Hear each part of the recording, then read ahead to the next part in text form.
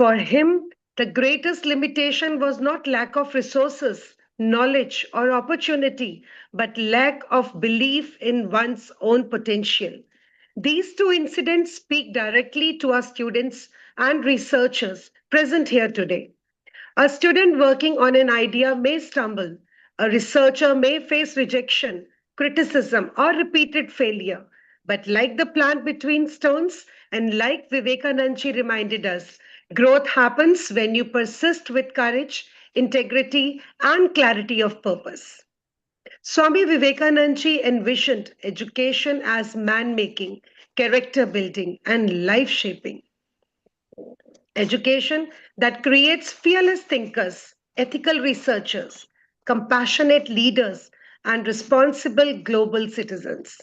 At ICERT, this philosophy deeply guides our work.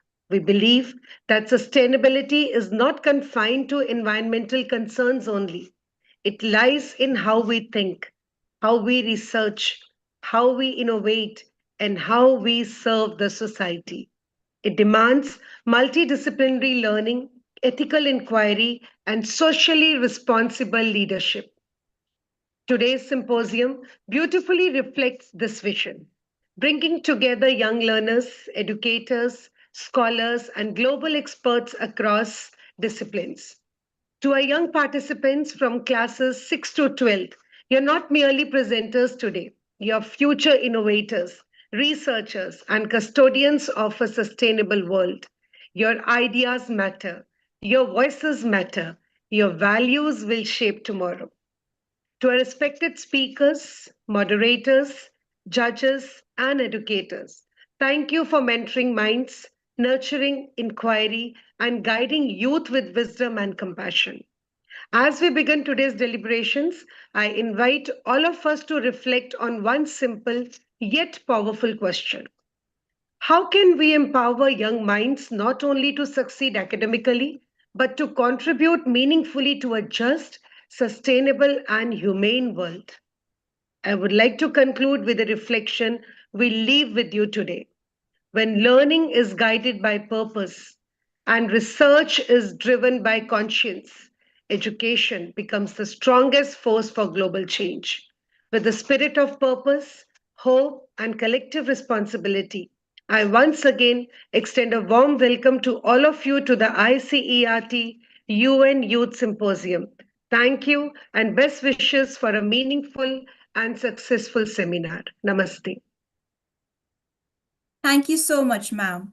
Arise, awake, and stop not till the goal is reached. Ma'am, your thoughtful reflections and the inspiration that they bring to all of us is absolutely commendable. Your life and achievements are an embodiment of Swami Vivekananda's teaching. Ladies and gentlemen, I take this opportunity, an honor and a pleasure to introduce Ms. Puneet Chawla, an accomplished educator, an inspiring academic leader, and a mentor who has touched countless young lives with her dedication and grace. With 26 years of rich experience in teaching and school leadership, Ms. Chawla currently serves as the Vice Principal of Shri Guru Har Krishan Public School, Taran, where she plays a pivotal role in shaping academic culture, teacher development, and student success. She is an expert in academic planning, curriculum implementation, teacher mentoring, and classroom management, and has served as teacher coordinator for secondary section, guiding educators, supporting lesson planning, reviewing assessment, and strengthening teaching learning practices across the school. As head of the English department, she has nurtured language learning with creativity, compassion, and high standards of excellence. Ms. Chawla is also a CBSE head evaluator and has undergone advanced training in English teacher training assessment and evaluation, contributing significantly to academic quality assurance. Her dedication has been repeatedly recognized through several honors, including multiple Best Teacher Award from Sahodaya Schools, CKD Institute of Management, and the International Institute of Hotel Management, along with merit certificate from former Union Minister Srimati Smriti Zubin Irani. Her acknowledgements of her exemplary commitment, leadership, and brilliance. What truly defines Miss Puneet Chawla is not just her experience, ladies and gentlemen, but her gentle strength, her clarity of thought, and an unwavering belief in every learner's potential. And she leads by example, quietly, consistently, and with deep sincerity. With great warmth, we invite Ms. Puneet Chawla to offer the opening remarks of today's symposium. Welcome, ma'am, and over to you. Thank you, Vandita ma'am. Thank you so much. I'm a little smitten by your words. Thank you so much. I extend a very warm evening to all of you present on this online platform. My gratitude to International Council for Education Research and Training for giving this opportunity to assess the youth pioneer and the next generation leaders. Nevertheless, my deep and sincere appreciation to Dr. Navneet Kaur, Director, ICERT, Sophia Education and Learning Advancement Division. As Vandita Sharma said, that for Navneet ma'am, education is not a profession, but a purpose. As much has been said about today's event, today we all are here together to celebrate National Youth Day, the birth anniversary of Swami Vivekananda, a visionary who awakened the soul of India and placed immense faith in its youth. He did not see young people as weak or inexperienced. He saw them as the builders of the nation. Swami Vivekananda once said, "You have to grow them from the inside out. None can teach you, none can make you spiritual." This powerful thought reminds us that true strength lies within us.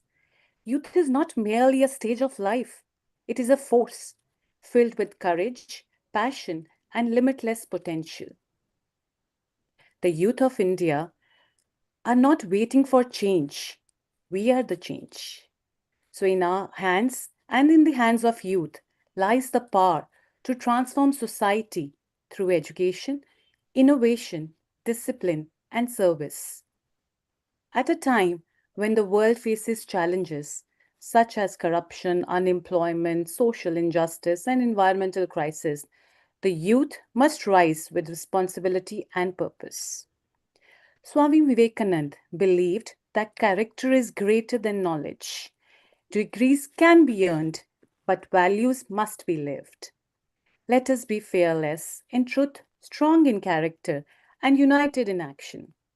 Let us reject laziness, negativity, and fear and choose hard work, confidence, and commitment instead. So today's youth have technology at their fingertips, but let us remember technology should empower, not weaken us. So let us our minds be sharp, our hearts compassionate, and our goals be noble. A disciplined youth creates a disciplined nation. So on this National Youth Day, we should all take together a pledge to believe in ourselves, to serve our country selflessly, to work tirelessly for a better tomorrow. So let us all rise, not for personal success alone, but for the progress and pride for our nation. I wish the students participating all the best and thank you so much. Jai Hind. Jai Hind, ma'am. Ma'am, education is not filling of pail, but as put appropriately by Swami Vivekananda, it's a lighting of fire. With your tireless endeavors, you ignite the mind of youth. Thank you so much for your uplifting reflections and for infusing this gathering with such positivity and purpose. Ladies and gentlemen, we move ahead with our presentations. With due respect, we seek gracious permission of our patron-in-chief and guest of honor to move ahead with the presentation session. Navneet ma'am, may I have the permission? Please, let's start. Thank you. Thank you so much, ma'am. Ladies and gentlemen, dignitaries, and guests of honor, and all the participants which have gathered on this auspicious occasion today. We welcome our young presenters to the virtual stage. Dear presenters, you have been shortlisted by jury amongst many applications which have been received for presentation today on this prestigious platform. And that, my dear participants, makes you the luckiest amongst them all. So, I wish that you utilize this pioneering opportunity to the best of your abilities and make your mentors proud. Please note that each presentation is strictly limited to 3 to 4 minutes. We encourage you to deliver your ideas in a manner that is crisp, focused, and impactful at the same time. And we kindly ask that you adhere to the specified limit. May I now request our esteemed judges to graciously observe and evaluate the presentations of our young innovators as they step onto the virtual stage. Once again, all the very best to everyone, and we are looking forward to your voice. The first segment is for Youth Pioneers, class 6 to 8, and I invite them one by one. Number 1, Ritvik from Maple Leaf School, Hyderabad. Our sincere appreciation to mentor educator Ms. B. Lakshmi for her guidance. Ritvik, I hope you're ready with your presentation and the floor is yours.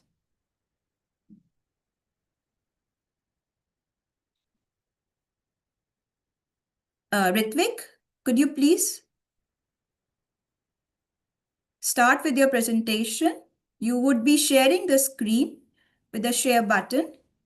And if there's any issue, do let us know.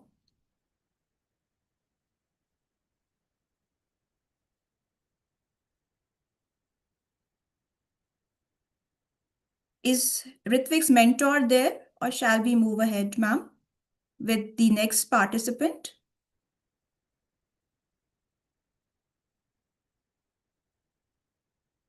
So, B. Lakshmi ma'am, if you are there, please, you can raise your hand. I saw Ritvik on the screen. Ritvik, are you there?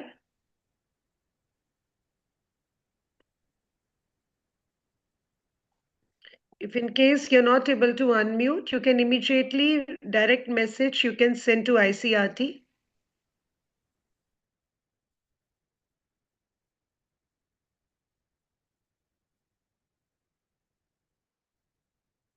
Ritik, please register your presence, or his mentor, please register your presence in the chat box.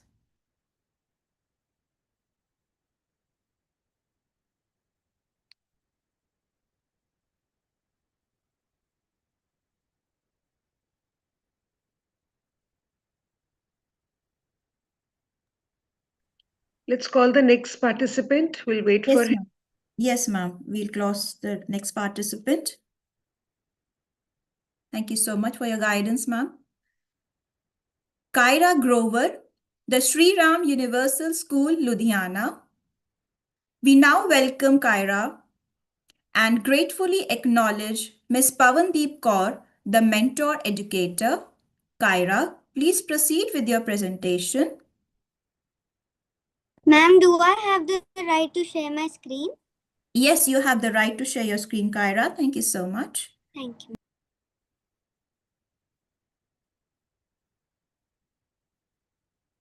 Please adhere to the time limit of 3 to 4 minutes and your time starts now. Ma'am, I'm not able to share my screen. Kyra, you can go ahead with the presentation and your speech even without sharing the screen. Would that be okay? But there is a green button of share if you would like to attempt again. On the right hand side of share, just please, yeah.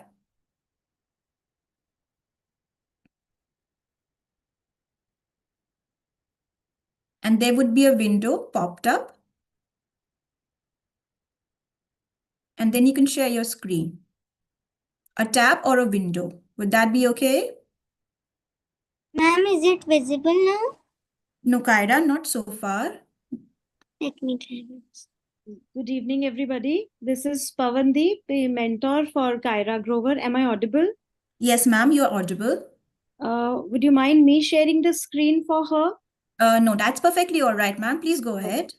Kyra, you have to tell me when to move to the next slide, okay? By just saying next slide, please, okay?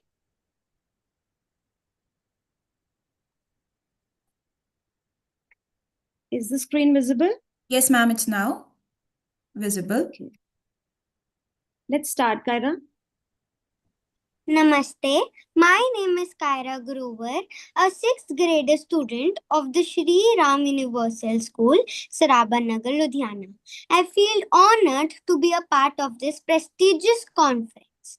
So, my topic for the day is Technology for Good, Innovation and Accessibility. Ma'am, slide 2, please.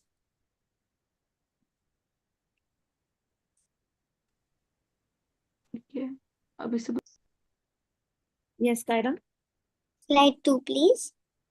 Yeah, it is slide 2. Is the slide 2 visible to everybody? Yes, ma'am. Slide 2 is not visible, ma'am. Please, could you scroll ahead?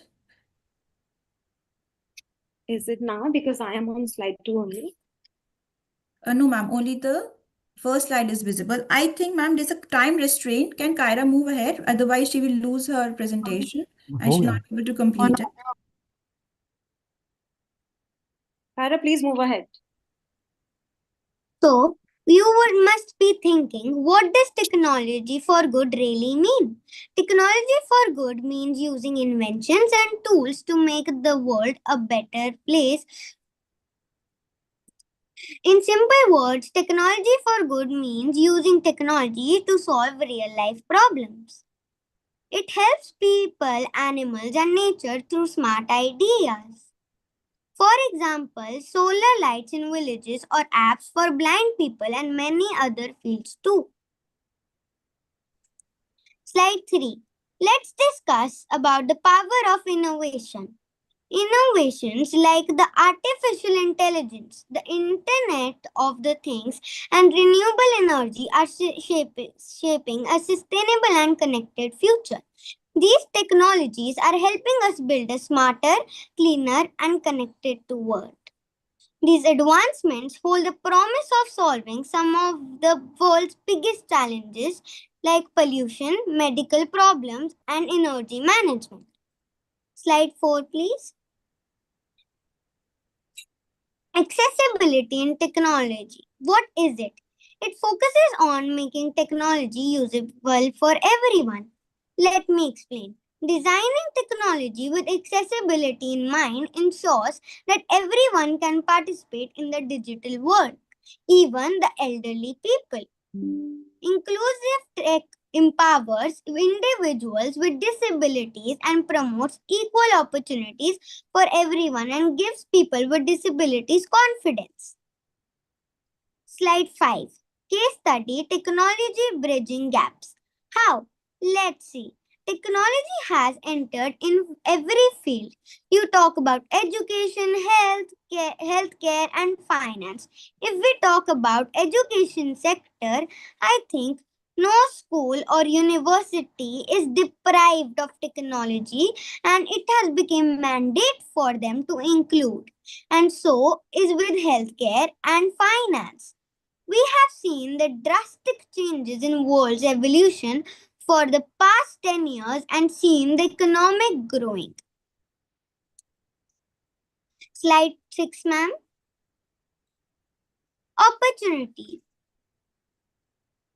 Opportunities. While progress has been made, challenges remain, including affordability, awareness. Continued innovation can help overcome these obstacles, making technology truly accessible for all. However, cost and lack of awareness are still concerns. Slide 7, please. Future of technology. Interesting part to discuss. Emerging technologies like AI in healthcare, virtual reality in education, and inclusive design principle promise a more equitable and innovative future for everyone. These developments can create a fairer and advanced future. And I am the share there would be a day where humans and AI would work as a team. Slide 8.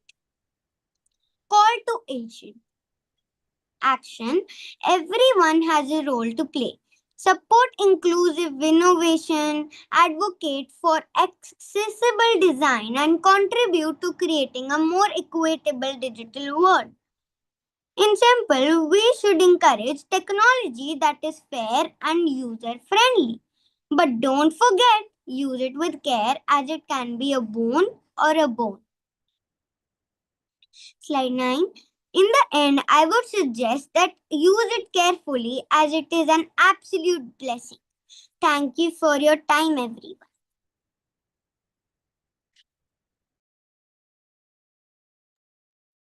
Thank you so much, Kyra. What a power-packed presentation, Kyra, on power of innovation, and a great start, and everybody would agree with me, with girl power on international platform. This gives me the opportunity to welcome another power-packed performance presentation by Ritika Tyagi from Little Flowers Public Senior Secondary School. We extend our thanks to Ms. Munmun Das, the mentor educator. Ritika, you are most welcome to begin.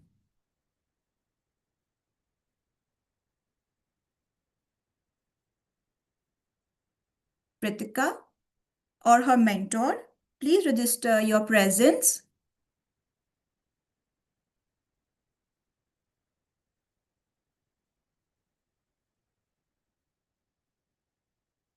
Ritika Tyagi from Little Flowers Public Senior Secondary School.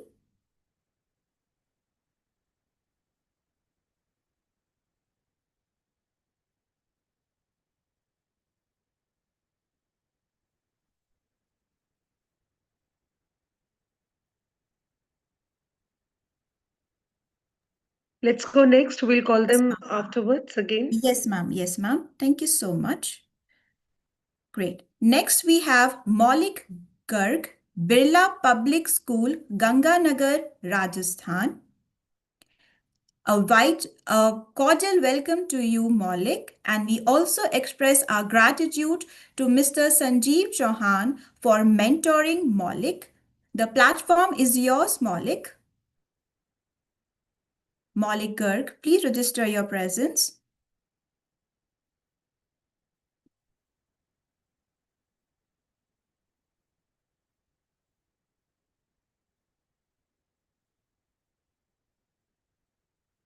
Ma'am, shall we move ahead?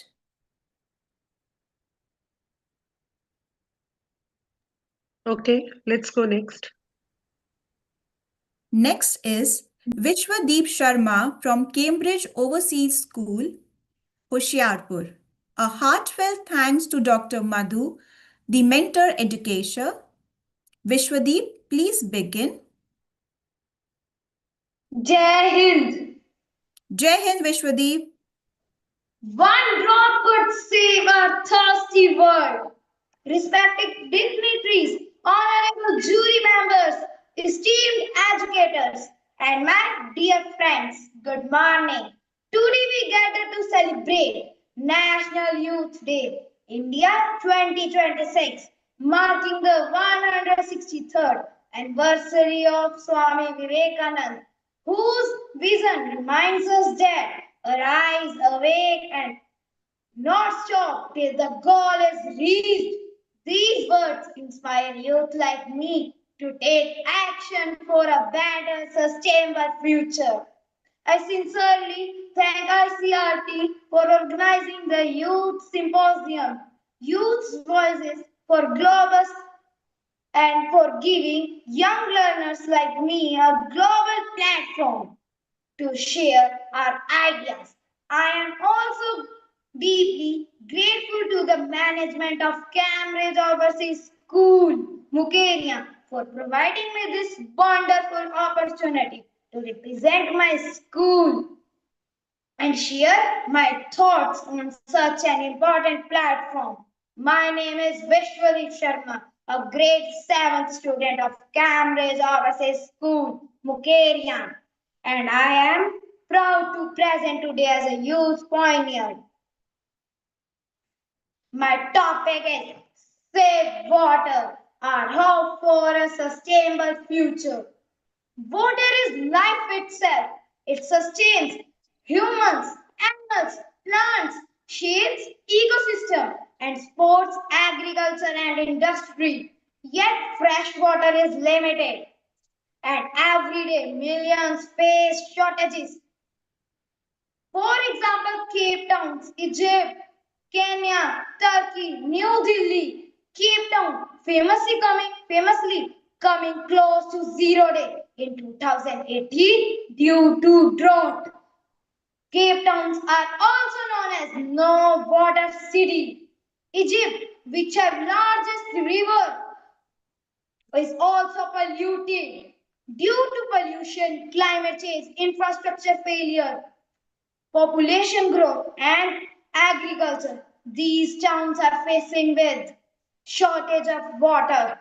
Ramesh Chauhan of the Parle Group purchased Bisleri in 1969 and introduced it as India's first packaged mineral water, and everyone loved on it. What is this? My grandfather saw water in the rivers. My father saw water in the hand pumps. And I saw water in the bottles. But a child, we can save rainwater. We can save rainwater. We can save rainwater. We can give to plants. We can also do mopping with rainwater.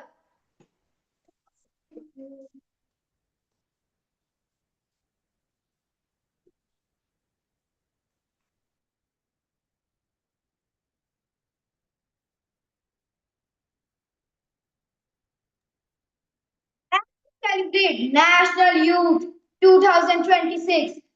The words of Swami Vivekananda remind us that youth are the architects of change. For we have water conservations. First, collect rainwater. Turn off taps. Use drip irrigation. And fourth, fix leaks. Fifth, protect water resources. These are some water conservations. At last, save water today so that life continues tomorrow. Jai Hind, Jai Bharat. Thank you. Marvelous. That's a very power-packed performance, Ritvik. Not only your presentation was powerful, but also it was so articulate, and so is your presence. Before we move ahead with next presenter, I would like to revisit Ritvik, Maple Leaf School. Do I have Ritvik here in our gathering? Ritvik or Ritika or Maulik Garg? Any of them? I repeat again, Ritvik, Ritika Tyagi, or Maulik Garg, or their respective mentors, if they are present right now, please register your presence. Okay. We shall wait for you. Our next presenter is Sanvi, Delhi Public School, with her mentor educator, Miss Amandeep Kaur and Vinita Joshi. Sanvi, you may proceed. Good evening, ma'ams and sirs. Ma'am, may I have the permission to present? Yes, please go ahead and all the best. Thank you. Yeah. Ma'am, I'm not able to share. Good evening, everyone. Ma'am, please allow me to share on her behalf. I'm her Sure, mentor. Please, ma'am, go ahead. Sanvi, just say next slide, please. All right? Mhm. For the next slide. I hope the slide is visible. Yes, ma'am. All right. Please go ahead, Sanvi. Good evening, ma'ams and sirs. I, Sanvi, as a youth pioneer of Delhi Public School Rajpura, would like to talk about the topic on creative solutions for climate change. Ma'am, next slide. What is sustainability? Sustainability is meeting present needs by not compromising the future generations. It involves needs like practices like recycling, renewable energy, reducing pollution, and fair resources to maintain a balance. Time for a fact. How many of us know that climate change could force 200 million people to migrate due to the need of food and water scarcity? Ma'am, next slide.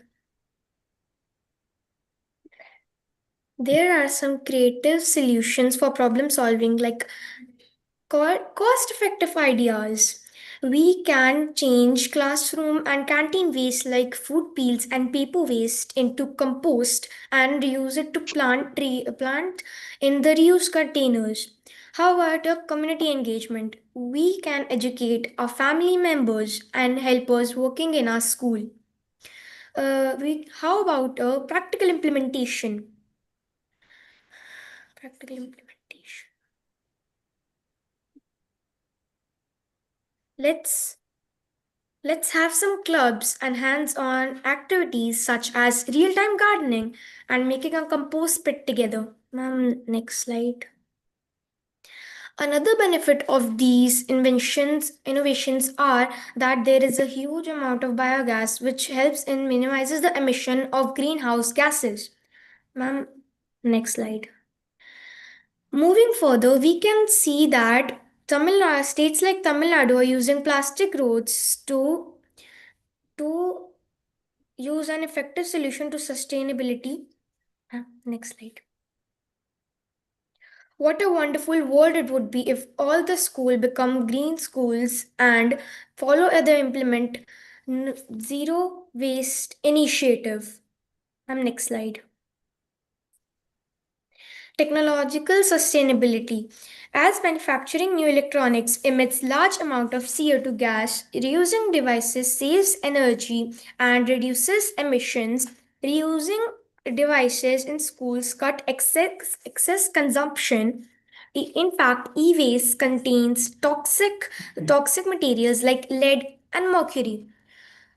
Proper, proper recycling prevents soil, air, and water contamination, empowering youth for change. I, as a youth pioneer, urge the youths listening to me to initiate drives in schools and surroundings to spread awareness and promise to educate everyone they meet that how important sustainability is and its huge impact on the generations to come. So, next plan. So the action plan is to really and certainly follow the 3 R's that and make sure that we don't educate others but truly advocate the change within ourselves too. Next slide. That's my time for today. Now I await questions and discussions. But before that, thank you for all being patient listeners. Thank you so much, dear Sanvi. Your voice is soft, dear, but your presentation immaculate. Thank you, ma'am. I wish you all the best. Esteemed judges and honorable audience, we now transition from the Youth Pioneers segment, classes 6 to 8, to the Inspiring Next Gen Leaders segment, classes 9 to 12.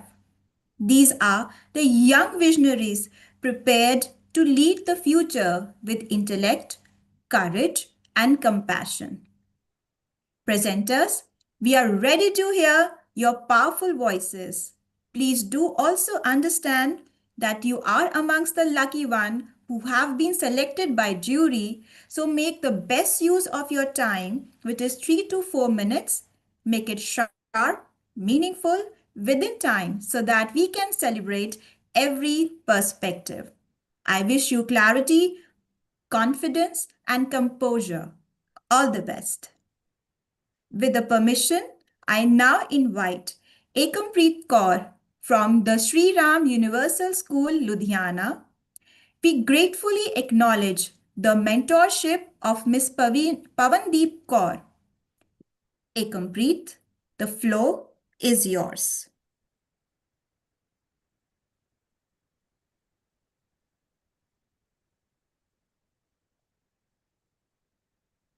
Ekampreet Kaur, Namaste, ma'am. please continue. Please go ahead. Am I allowed to The share my best. PPT? Yes, you're allowed, dear. All the very best. Thank you, ma'am.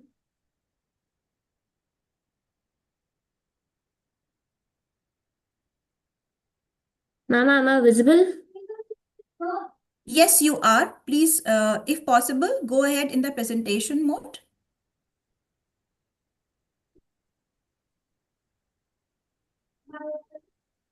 Great. All the best.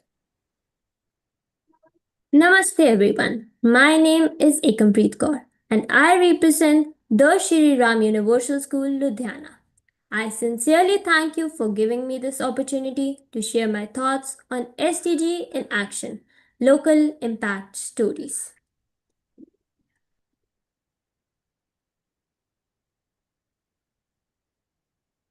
UN goals can feel distant, but local stories shows ordinary people solving real life problems. That's how millions of lives are affected across many countries because change begins in the communities. Before this, SDGs were not the part of budgeting and planning.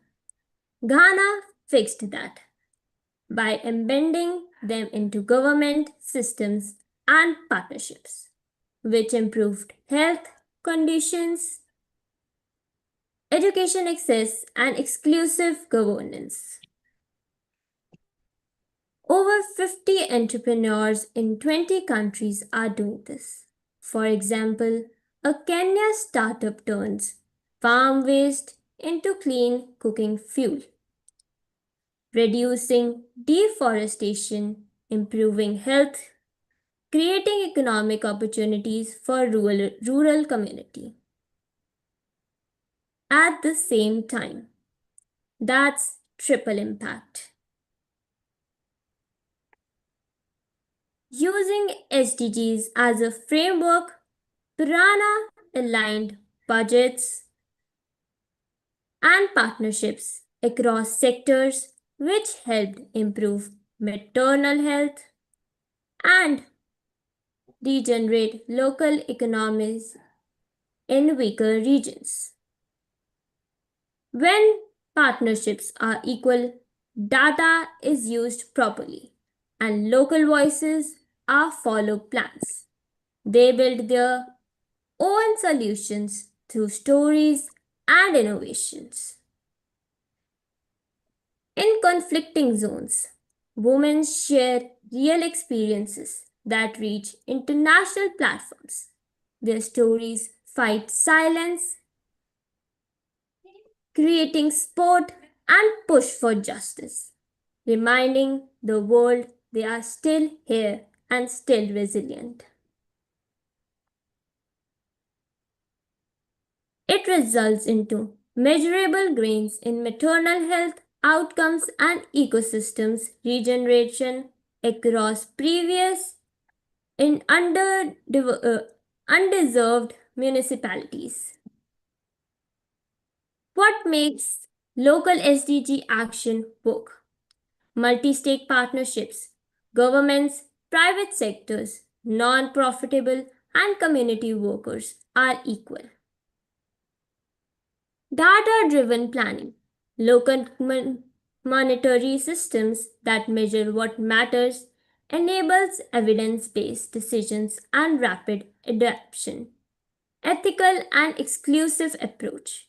Decisions respect local voices, contexts, and priorities, not important solutions imposed from outside. Storytelling and entrepreneurship. Communities empowered through narrative and innovations, not top down directives. In the end, I would like to say that Sustainable Development Goal reminds us that big changes always begin with small local actions. If each of us take responsibility where we are, together we can build a better and more sustainable future. Thank you everyone for being the kind attention. Thank you, Ekampreet. A very well put presentation. It all starts at the ground level. The first change is within us, and then our local impact stories, and consequently, the resilience builds globally and becomes a movement. Before we go ahead with this segment of 9 to 12, may I take this opportunity to call in the Youth Pioneers class 6 to 8, Ritvik, Ritika, and Maulik. If any these three participants or their mentor is present, please register your presence. I repeat again, Youth Pioneer segment, Ritvik, Ritika Tyagi, and Maulik Garg.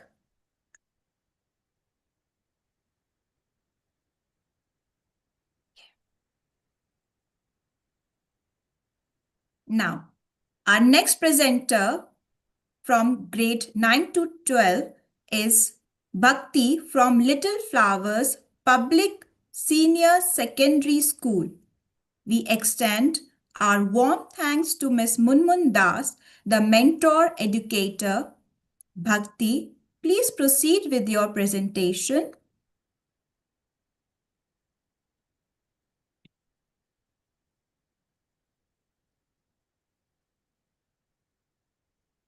Bhakti, please register your presence and proceed with your presentation.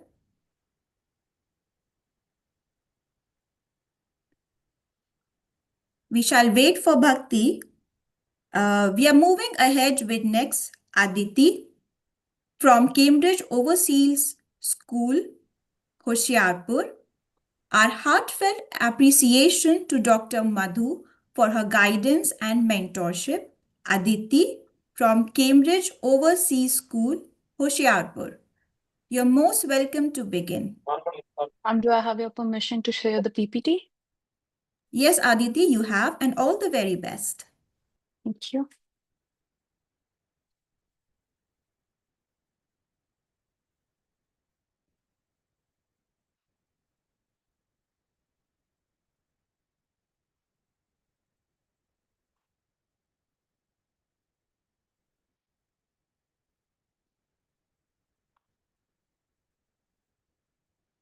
Is it visible? Yes, now it is. Please go for the presentation mode. Yes, all the best again. Thank you, ma'am. What if the future is already watching us, not with hope, but with caution?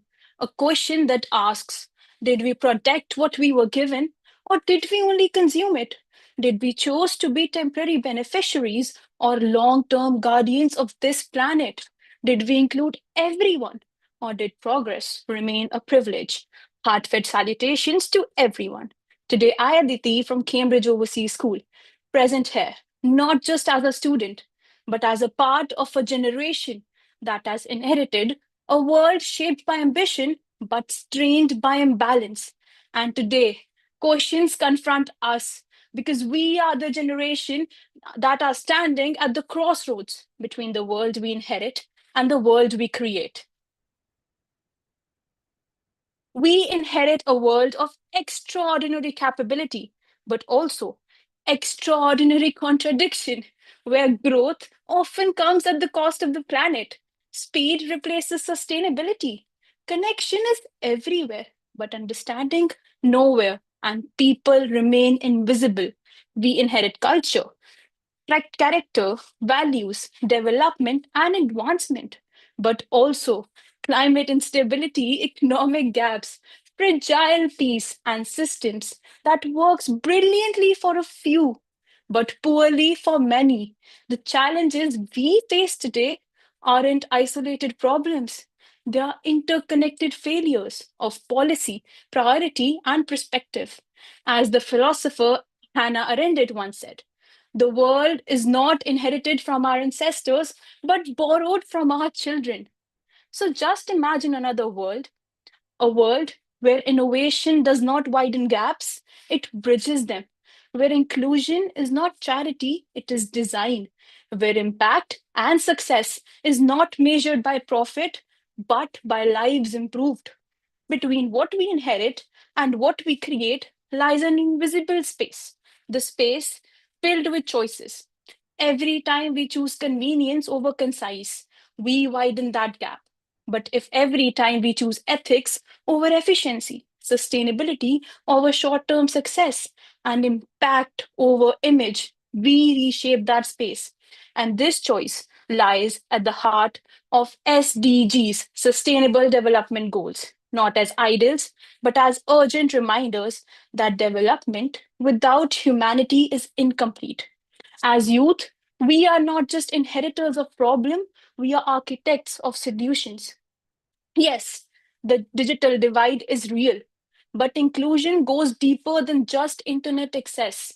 It is about who can learn, who can participate, can innovate, and who can lead, which includes the girls who drop out of school due to social norms, communities excluded from decision making, and specifically youth whose voices are heard only on paper but not in policy.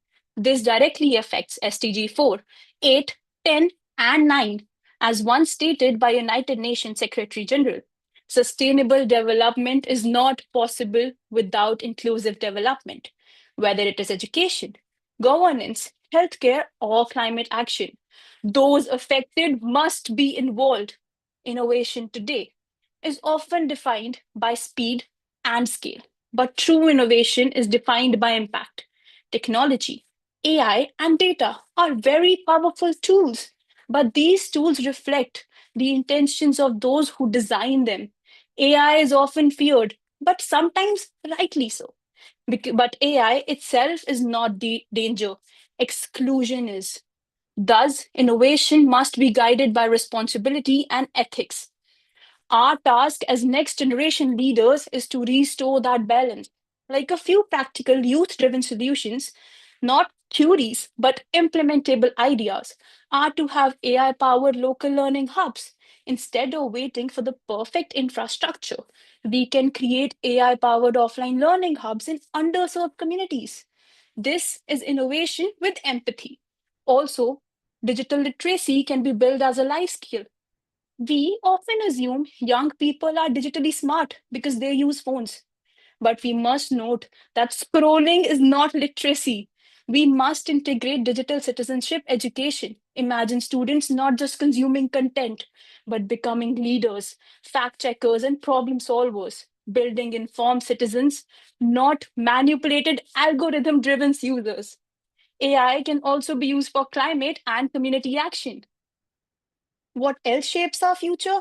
Well, education must build thinkers, not just test takers, teaching critical reasoning, environmental responsibility, and global citizenship. Also, sustainable lifestyle, not just sustainable policies. Individual choices matter. What we consume, waste, and normalize. And most of all, youth participation in government.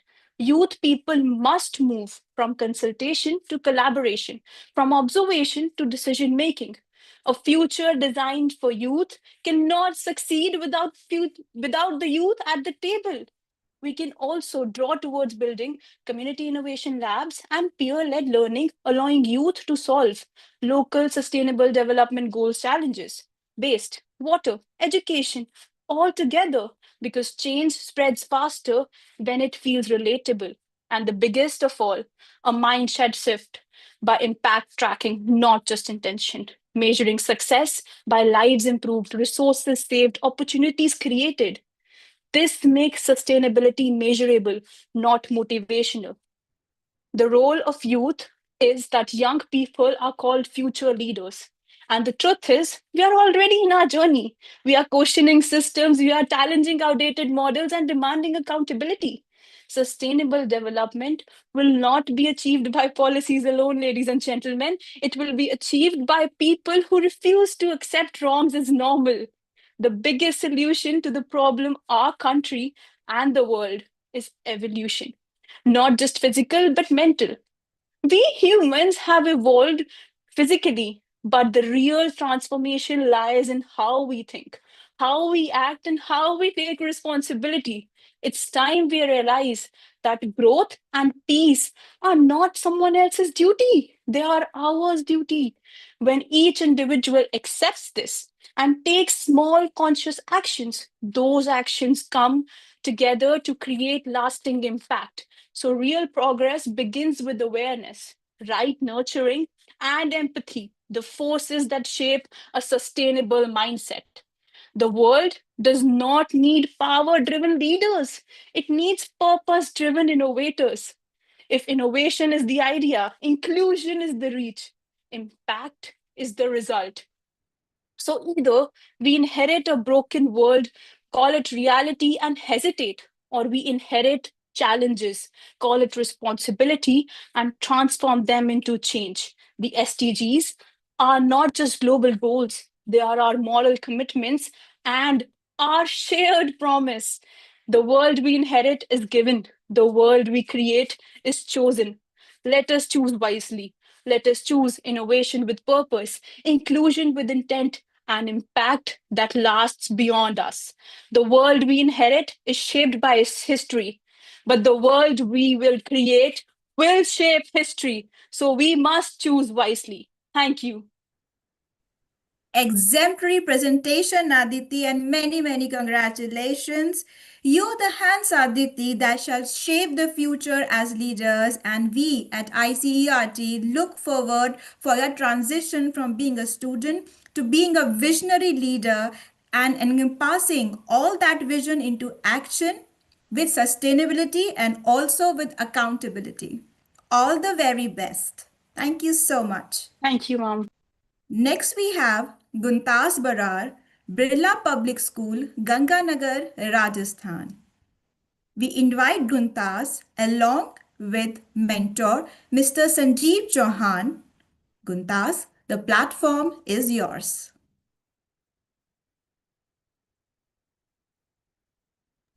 Ma'am, may I take 1 minute? Sure. Do keep the time limit in your understanding so that you're able to present successfully.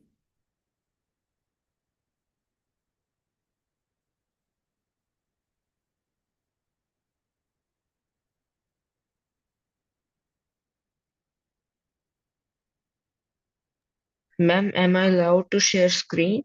Yes, please.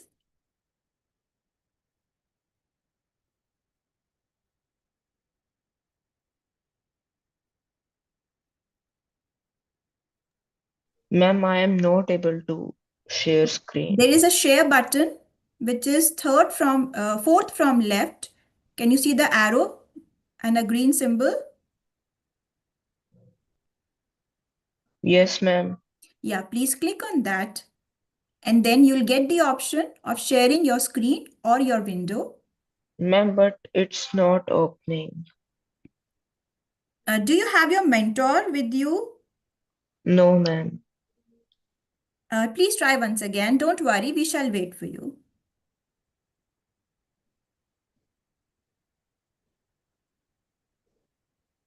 No, ma'am, it's not working. Okay, can you do one thing, Barar, that you could speak and we would be very comfortable and we would really appreciate that as well.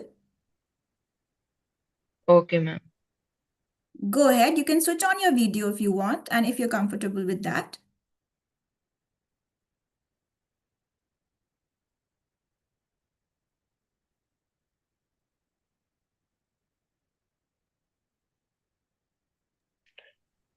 So, ma'am, I'm starting. Sure, all the very best. Thank you, ma'am. Good morning, respected judges. My name is Kunta Singh Brad from class 9th, Birla Public School, Ganganagar. Today, I will be sharing with you a topic that touches every student's life: health, wellness, and peace in school life. So I begin with why it matters. We often think of grades as the ultimate goals, but the truth is success begins with well-being. A healthy body fuels energy, a peaceful mind sharpens focus, and together they build resilience. Studies show that students who prioritize wellness perform better academically and feel happier overall. So this isn't just about marks. It's about shaping a fulfilling future. Physical health. First, let's talk about the basics. First, food. Balanced meals with fruits, vegetables, and proteins keep our brain sharp. Second, exercise. Even short bursts of activity reduce stress and boost mood. Sleep. 8 to 10 hours of rest is essential for memory and emotional balance. Think of these as the three pillars of a strong foundation. Mental wellness. School life brings challenges such as exams, friendships, even social media pressure. Stress is normal, but managing it is key. Break tasks into smaller steps. Communicate openly with friends and set boundaries online. Coping strategies like journaling, hobbies, or talking to a trusted adult can transform stress into strength. Emotional peace and relationships. Emotions are powerful guides. Happiness grows when shared, sadness heals when expressed, and anger can be channeled constructively. Strong connections with friends, family, and teachers create a support system. Remember, teachers aren't just instructors, they are mentors who want you to succeed. Positive environment and mindfulness. We all shape the school environment, practicing empathy, being inclusive, and speaking up against bullying makes school a safe space for everyone. Simple mindfulness trick: deep breathing, short breaks, or spending time in nature help us stay calm and focused even in busy schedules. Problem solving and conclusion. Challenges are part of life. By identifying problems, brainstorming solutions, and reflecting on outcomes, we grow stronger every day. So here's my action plan. Choose one small step this week. Maybe sleep an extra hour, eat a healthy snack, or take a mindful break. Small steps create big impact. Thank you. Very well done.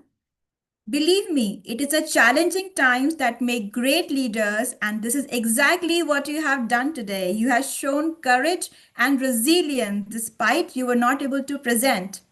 All the very best. Thank you, ma'am. Before we go ahead, do we have Bhakti from 9 to 12 class segment with us with her mentor, Miss Munmundas? Bhakti, if you're there, could you please register your presence? I would also like to take an opportunity to call Ritvik. Ritika Tyagi, Maulik Garg from the segment of Youth Pioneers class 6 to 8. I repeat again, if Ritvik from Maple Leaf School, Ritika Tyagi from Little Flowers Public Senior Secondary School, Maulik Garg, Birla Public School of Ganganagar, Rajasthan, 6 to 8 class category. If they are present, please register your presence in the chat box. Okay. We go ahead. Our next presenter is Hargun Kaur Bedi from Delhi Public School, Rajpura. We gratefully acknowledge the guidance of Miss Amandeep Kaur and Miss Vinita Joshi. Hargun, the stage is yours and we look forward to your presentation. Good evening, ma'am. Very good evening. All the best. Thank you so much, ma'am. Ma'am, do I have the right to present? Yes, please go ahead. Thank you, ma'am.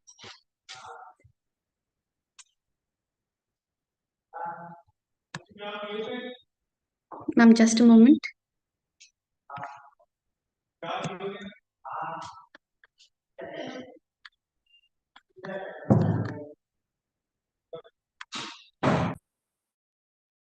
The present button which is there next to share shall help you to go ahead with the screen mode.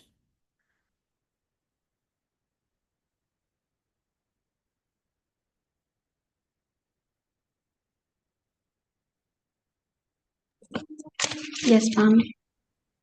Ma'am, is it visible? Yeah, your slide is visible. If you could just press the present button, which is on the left-hand side of share, it will take you to the full screen mode. Just a moment, ma'am. I'm so sorry. No, please take your time. It's just a matter of technology. It happens all the time with everyone.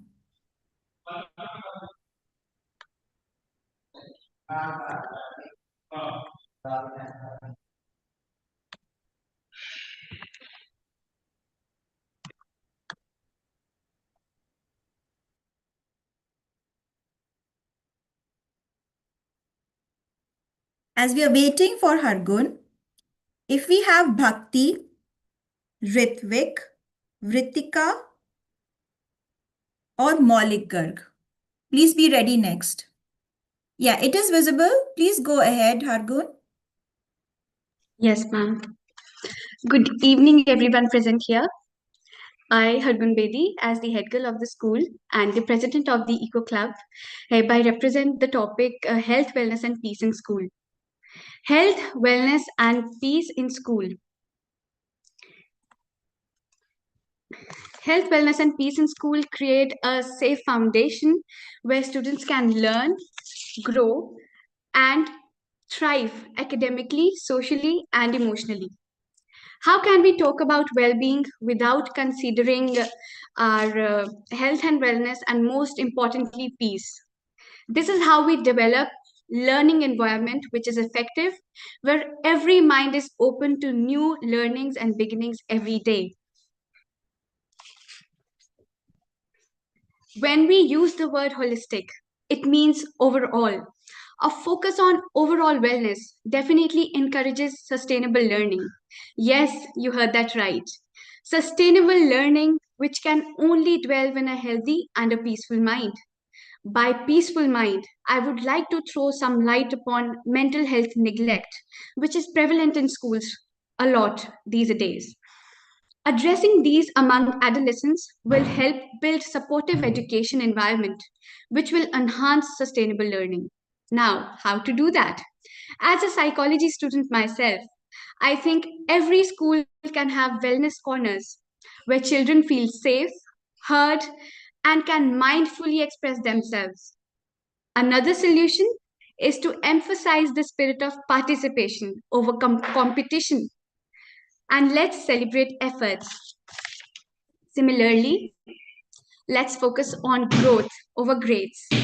Instead of individual projects, I really believe group activities should be encouraged, which can build friendships and fulfill social needs. These kind of group projects can create safe spaces and children can become cordial with each other, support system, and raise their voice against injustices like bullying and conflicts. Student leadership councils can have ambassadors who will represent peace. Students can reach out to them, creating an inclusive and a peaceful school environment. Now, the action plan is not only to create a safe space for children, but for teachers and everyone associated with the school facility, faculties. The helpers, our drivers, parents, everybody associated with our faculties. And that's how we will be able to create a long term impact by creating a thriving school community with keeping in mind mindfulness, our health, wellness, and peace. Thank you so much. This is my time for today, and I thank you all for being such patient listeners. Well, thank you so much, Argun. It is your composure that shows it all, and a very well chosen topic as well. May I wish you that I see you on the highest international platform as a peace ambassador representing India. All the very best for your future. And may I also congratulate the mentors. Both the students have done really very well in both the categories. Before I move ahead, a final call for presenter Bhakti in this segment. If Bhakti or the mentor, Miss Munmun Das, is there, please let us know. Also, in the 6 to 8 class Youth Pioneer section, Ritvik, Ritika Tyagi, Maulik Garg. Or if any of the three mentors, Miss B. Lakshmi, Miss Munmun Das, is there, please let us know. And Mr. Sanjeev Chauhan, if the mentors are there or the students, please let us know.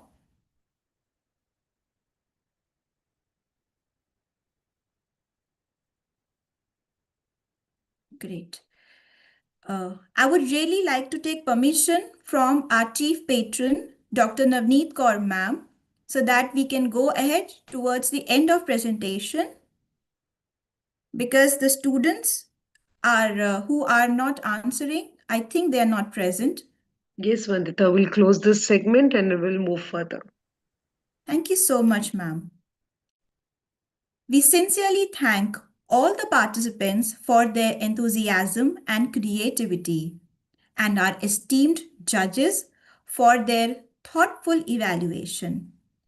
We look forward with anticipation to the announcement of results. Thank you so much once again from the entire organizing committee.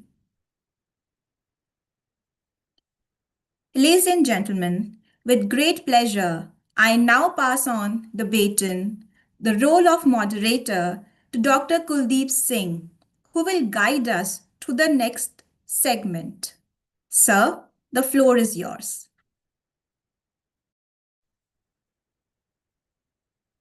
Thank you, Dr. Vanita ma'am. And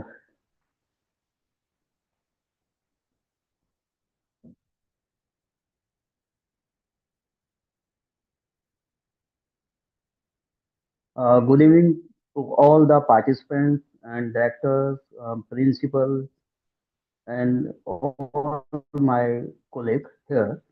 Today, we are organizing 163 uh, birthday of Dr. Vivekananda ji, and on this occasion, ICERT and Government College Radaur jointly organize empowering youth mind for sustainable future, multidisciplinary approaches to innovation and leadership, social responsibility. Now, in this scenario, I would like to Dr. Surendra Kumar Singh, Principal Government College, Radaur, to share his insight with us today. Over to you, Dr. Surendra Kumar Singh, Principal, Government College, Radaur.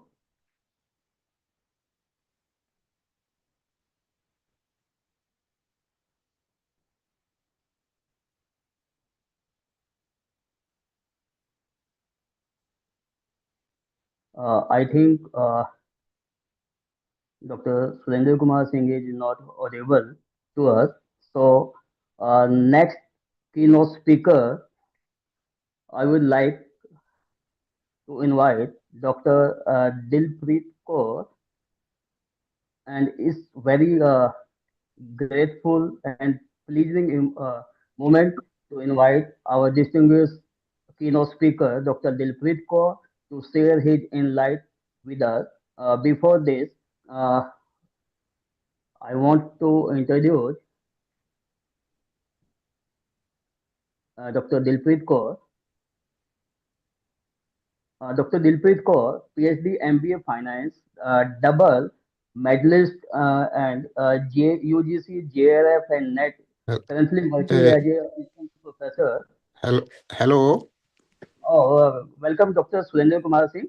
Anji, Anji. Dr. Surendra Kumar Singh, Principal Government College, Radaur, is joined with us, and I would like to Dr. Surendra Kumar Singh now uh, share his and inspire to us in on this occasion.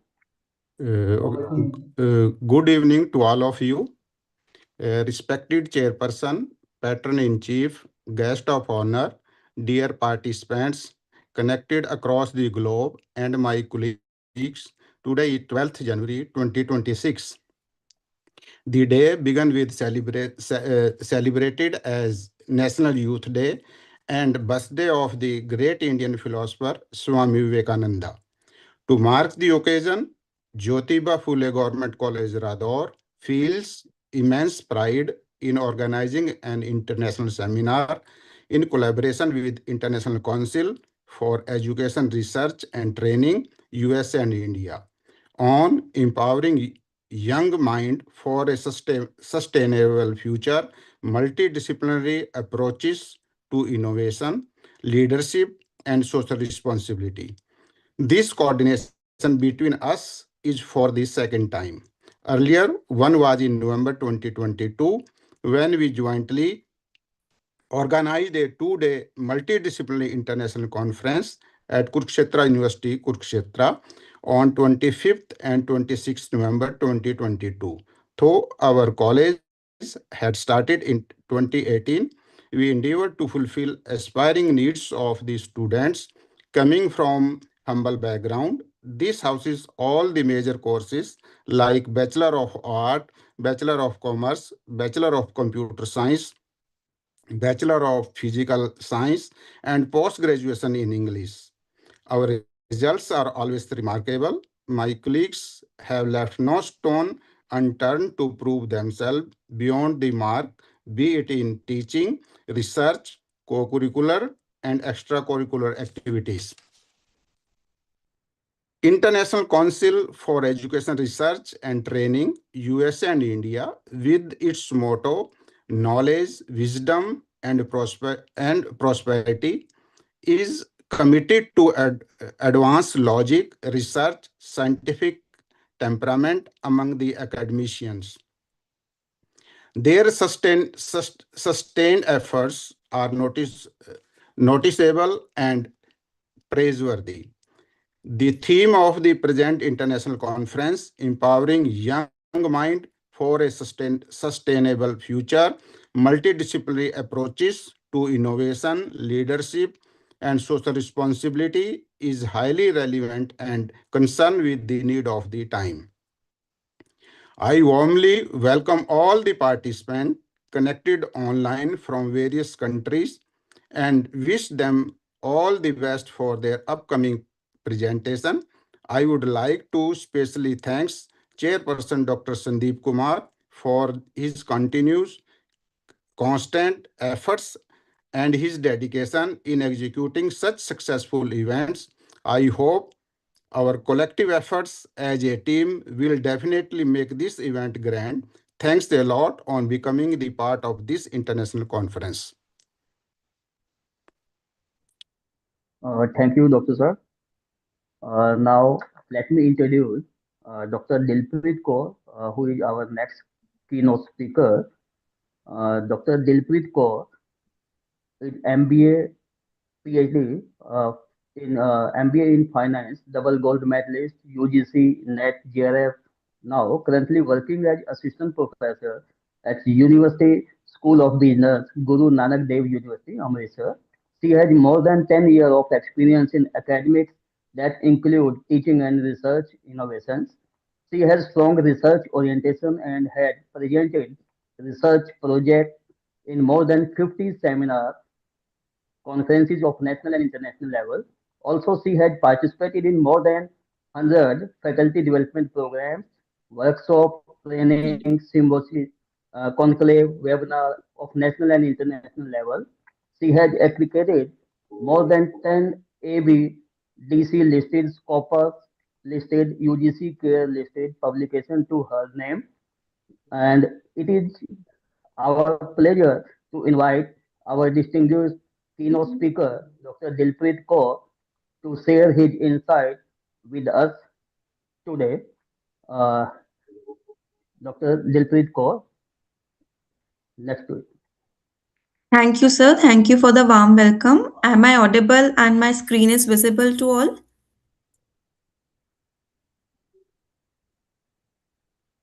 Yes, ma'am. Yes, Dilpreet, you can continue. Okay, thank you so much. I'm really grateful to be part of this international seminar today that is on UN Youth Symposium. And we are talking about youth's voices for global sustainability. And I'm really overwhelmed with all the young voices that have showcased their courage, commitment, and curiosity in so powerful, packed performances. And it was really delightful to watch all young voices. We have really proved the worth of our theme of seminar. So I'm going to deliver my keynote address on the topic From Profit to Purpose Youth as a Change Architect for a Sustainable World with a Management Perspective. So, we are talking about sustainability a lot. What is sustainability and why we are talking about this today? Because it has moved from being an optional concern to a strategic necessity nowadays. Yes, my dear academicians and colleagues and students, this decision is not at all optional now. We have to move towards economic stability, social equality, and environmental survival. And everything has to be the part of our strategic plan now. It is not optional and it is central because all global conversations are about this, whether it is climate change, whether it is inequalities, whether it is resource depletions. These are no longer distant threats now. They are really influencing our economies and organizations and employments in real terms. What was traditional management mindset? The traditional management was always talking about this profit maximization, market share growth, cost efficiency, the profit scenario only. But no, they are no longer sufficient now because world is now facing the social and environmental crisis rather than financials. So there is a shift. There is a shift from profit to purpose. Now we have to redefine the success of organizations because we have to create economic value now. We have to positively contribute to the society and we have to protect our environmental resources for the next generations. So, yes, purpose has replaced the profit and it strengthens and sustains it. So, Black coffee. Allah. sustainability is a real misunderstood concept because we still believe that sustainability is only about environmental protection or just restrictions. No, it is a long term thinking, it is a mindset, it is a responsible growth, it is a strategic balance between everything. So, this strategic concept is about competitive advantage, how we can reduce the future risk, how we can build the trust and credibility, how we can build the continuity of resources. This is the real strategic tool we can use as a sustainability. So where we have to embed this sustainability has to be embedded in business models, in decision makings, in leadership behavior, in day to day activities, in daily choices. So it has to be a part of organizational DNA now. So we all are aware about this triple bottom line approach of sustainability, which is people, planet, and profit. We have to take these three components and harmonize these three components where we are supporting people, we are protecting planet, and we are also working on the financials. Then only a sustainable growth can happen. So sustainability really has to be built out of competitive advantage. Competitive advantage is a simple concept of management given by Michael Porter that evaluates the strengths and weaknesses of your competitor also, because not only our strengths and weaknesses are important, but we have to evaluate complete SWOT. SWOT stands for strengths, weaknesses, opportunities, threats, what our consumer wants. So we have to retain those committed employees, who's responsible investors. Customer loyalty is the key where we can excel. So sustainability is not only limited to this triple framework and this embedment only. It is also about risk management, because if we will not be sustainable enough, we will have penalties, we will have disasters, we will have reputational damage. So it has become mandatory. Many CSR activities are mandatory these days. We have to be corporate social responsibilities part of annual reports of every company. It has become the mandatory issue now. So sustainability cannot be done, cannot be performed without innovation. So innovation, new technologies, creative problem solving, this young minds, my dear, which are actually giving us the visions, which are the next gen leaders, they are giving us the innovative ways in which we can turn sustainability from obligation to opportunity. So, yes, responsible innovation, not only innovation, but we have to widen the scopes of this innovation. We have to be responsible enough with delightful and trusted market, open and safe, dependable and inclusive communities, good ecosystems, so that we can progress, but with conscious.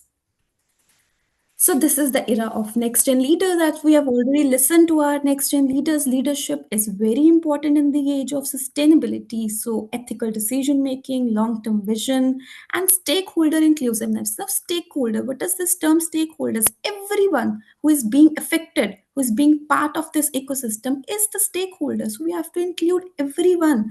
Only then leadership will not be a concept of authority, but accountability. So, who are the change architects?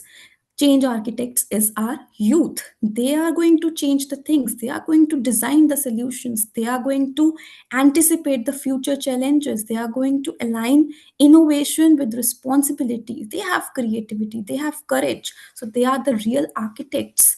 So, youth is the strategic stakeholder in the sustainability game. Young people are not only passive, but they are the future managers, future entrepreneurs, future policymakers.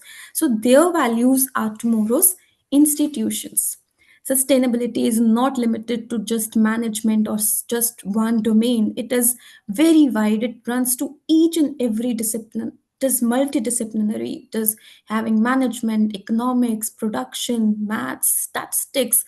You name a discipline and you can find the role of sustainability there. So no one single discipline can solve this global challenges alone. Therefore, we have this platform ICRT where people from different domains, different disciplines are contributing their perspective on sustainability so that we can hold this issue in a multidisciplinary way.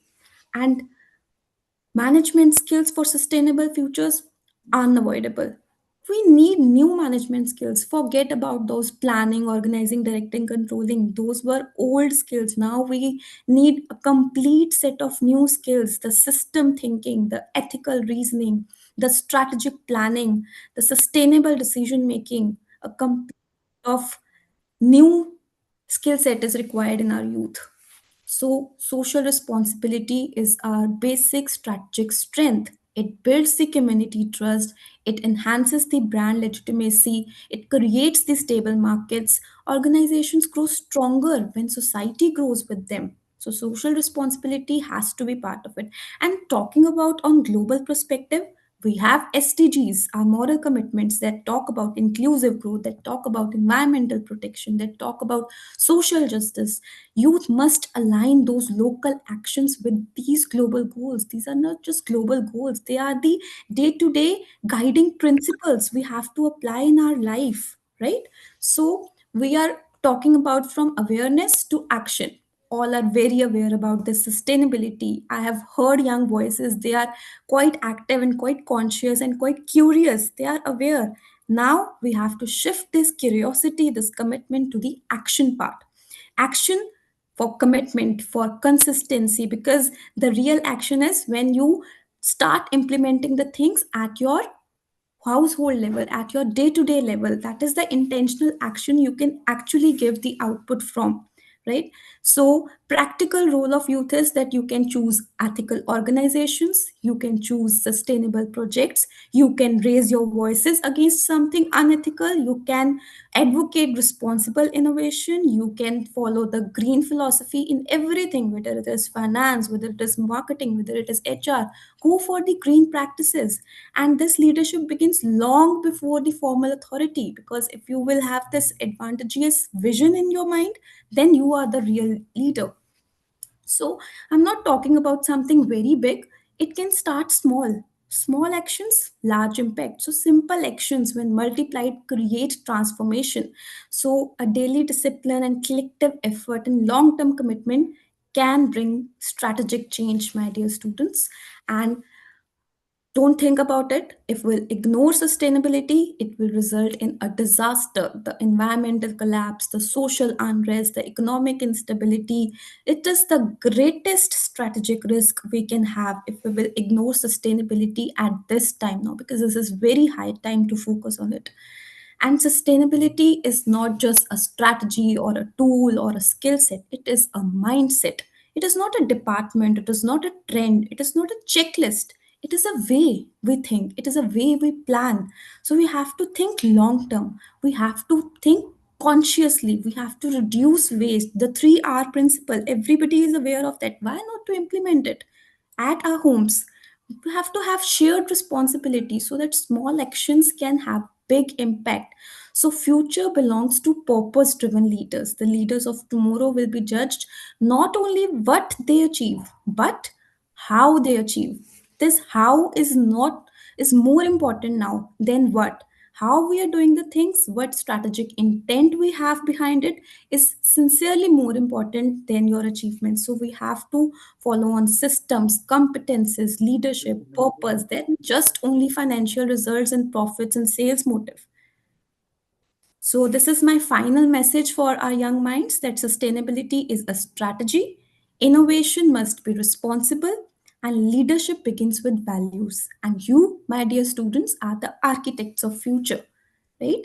And so, finally, concluding, think strategically, act responsibility, lead courageously, let sustainability guide your every decision. Whatever decision you take, just ask one question: is it sustainable? Am I considering the sustainable angle of this thing within the mind? So then it is done. The future is not something we enter, the future is something we create together responsibly. Thank you so much, and I am delightful to be part of this ICRT platform today. Thank you, ICRT, for giving me this opportunity. Really overwhelmed. Thank you. Thank you, Dr. Dilpreet Kaur.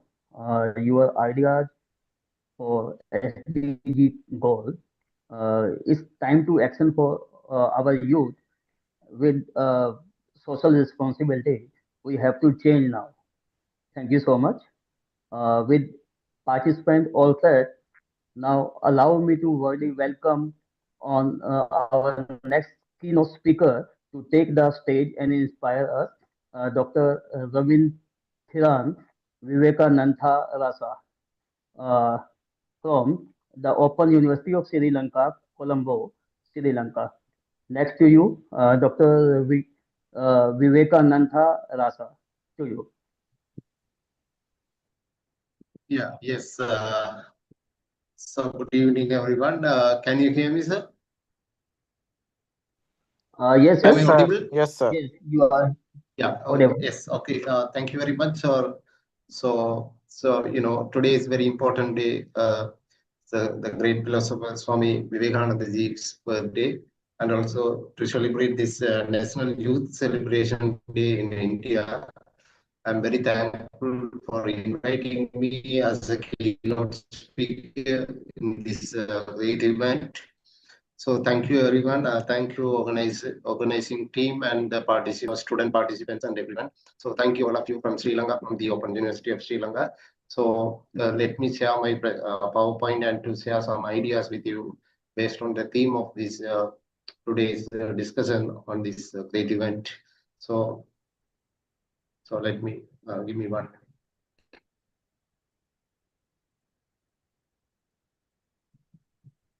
So is it visible, my slide, madam, sir?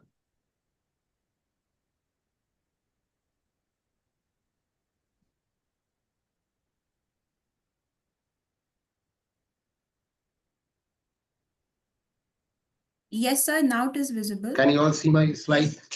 Yes, sir. Now it is visible. Is it visible? Yes. Right. You just need to go on the presentation mode, sir. Right. So yeah, I will make it in slides. Okay. Okay. Thank you. So today what I'm going to discuss with you with the time limit it's given to me.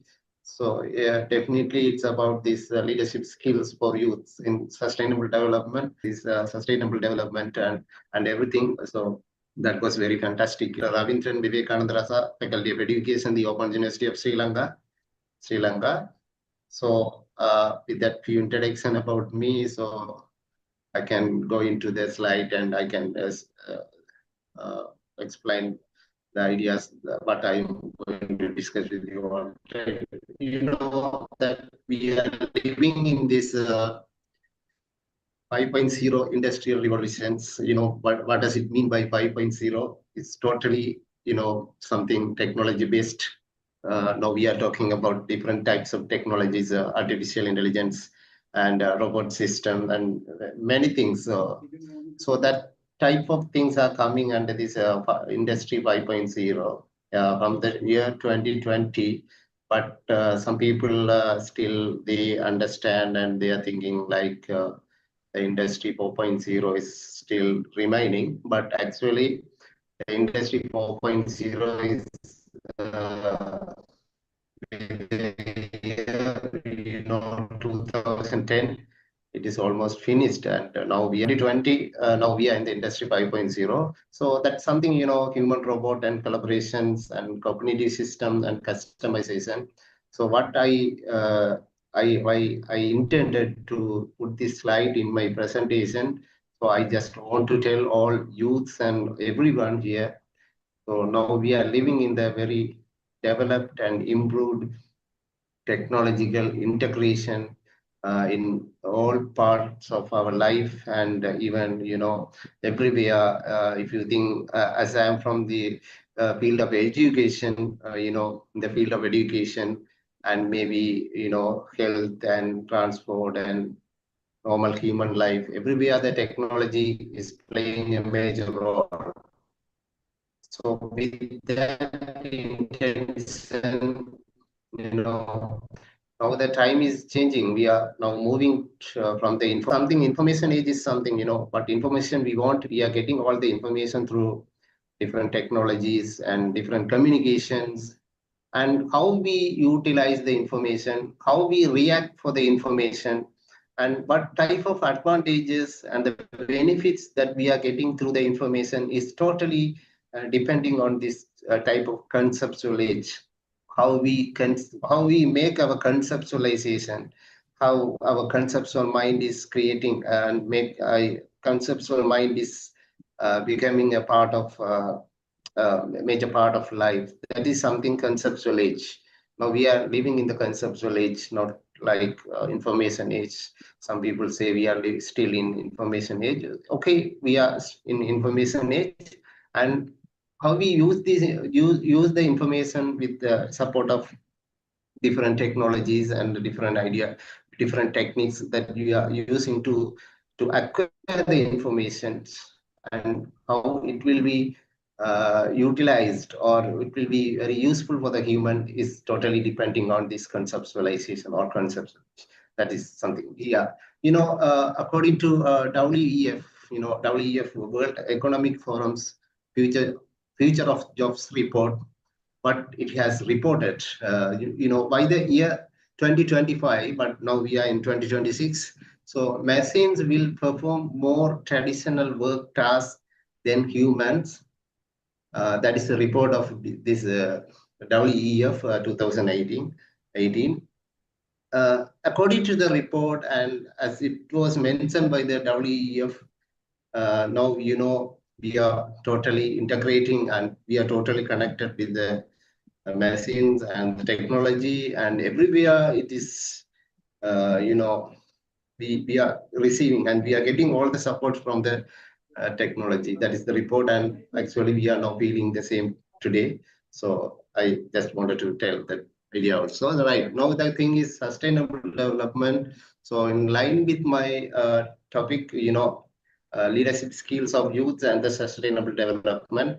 So already the previous speaker also mentioned about the sustainable development. What does it mean, and how we can make this world very sustainable through the concept sustainable development. Right. Sustainable development is so mainly, it is about the three major concepts, like depending on major three concepts like environmental change and economic change and social change. Like, when we consider about this environmental change, how we incorporate with the nature, how we protect the nature, how we react for the nature. So what we give the nature will give us the same, like how we react to environmental. And the second point is economic. That's very important. Now, many countries are struggling with this lack of economical development, including my country, Sri Lanka. Also, we had a very tough time just few years back. That is something, the economic related things, and also social development and socialization related things. Society also is a very important part in sustainable development. So all three major concepts are connected with sustainable development. So for this, youths they are playing a major role, and their contribution and their participation is very important. That's why the Sustainable Development Goals, 17 goals, was proposed by the UN, and it was, it was planned to achieve before the 2030, maybe around the year 2030. But anyway, all the Sustainable Development Goals, goal number 1, 2, 3, until 17, connected with youths, how youth take their responsibility to act towards the sustainability. And for example, let's think about this quality education. Goal number 4. It's one of the main sustainable development goal, as we all we all have involved with the concept of education. And most of the students also today participated and they presented their ideas. Right. So how youths should take their responsibility educational level, and definitely that will make all the countries, even Sri Lanka, India, all the countries very sustainable countries, and for the better future development. Right. So I just put this slide, I just wanted to tell you that the reality and what in the real time, the reality we are living, and what other things that we want to develop, for example, based on the youths and the contribution of youths, definitely will focus on this equality, equity, and liberation, right? But definitely now the reality is here. I have put the first one as reality. That is the real situation now. Maybe some countries are going with equality or equity and the liberation, but the reality is some people are getting more advantages and going forward, but some are still, still they are back in their development and the career and their facilities that they are getting, right? So essential youth leadership skill and how to improve them, that's very important. There are different skills for youths, but mainly I have here mentioned like critical thinking, problem solving, and communication, teamwork, and adaptability. These are the main skills of youths. They want to develop for the sustainable development of their countries or of the world that we are living. So though I have listed the few skills, but mainly there are three types of skills I want to highlight here. You might have heard about this hard skills, soft skill, and go-getting skills. This is one of the main important skills, go-getting skill. As I told you before, the conceptual age that we are living in the conceptual age. That is something related with this, the conceptualization and the conceptual age. Hard skills, something related with cognitive intelligence, right? So how we use our cognitive intelligence for the development of the skills. You can read, I have listed some of the skills also. But soft skills, something emotional intelligence, how we make our emotions towards developing some certain types of skills, like lifelong learning skill, perseverance skills, and character formation skill. Like go-getting skills, something like imaginative intelligence, like not like emotional intelligence. It's like imaginative intelligence. For example, I have listed here creative thinking skills, ideational fluency skills, opportunity seizing skill, experiential learning skill, and idea to product. That's very important. Idea to product based skills. For example, you can say ideas conversion skills, how we make our ideas towards a sustainable development. So these are the three main skills that youth should develop, or youth must develop for their development of the sustainability, right? So when we think about these leadership skills, there are three main types of leadership skill, like technical skills and conceptual skills and interpersonal skills. So these three skills are also very important for the development of sustainability in line with youth's development. So you can see what is technical skills. Technical skills, that's something related with hard skills, how we have different abilities to operate some systems, and how we improve our cognitive based cognitive based type of skills. These all coming under these technical skills. Right. The second one is conceptual skills. This is something soft skill development, like based on the soft skills. How we I have mentioned here as a manager or leader, but anyway, this is common for all the conceptual skills also. That is something related with the soft skills, the problem solving skills, and how we communicate with each other, others, collaborations, and there are different types of soft skills that youth must develop for their development in line with sustainability. The final one is human or interpersonal skills. This is very important. Like as I told you, something related with the getting skills, interpersonal skills, and or we can say human related skills are also very important. The human or the interpersonal skills are the skills that present managers or anyone. I can put like managers' ability to interact, work, or relate effectively with people. These skills enable the managers or anyone, leaders or youths. Here I have to emphasize here youths, but I have highlighted here as manager, to make use of human potential in the company or motivate the employees for better results. Right, is to motivate others, to motivate other people or colleagues or employees or anyone. So that is something related with interpersonal skills, human related skills.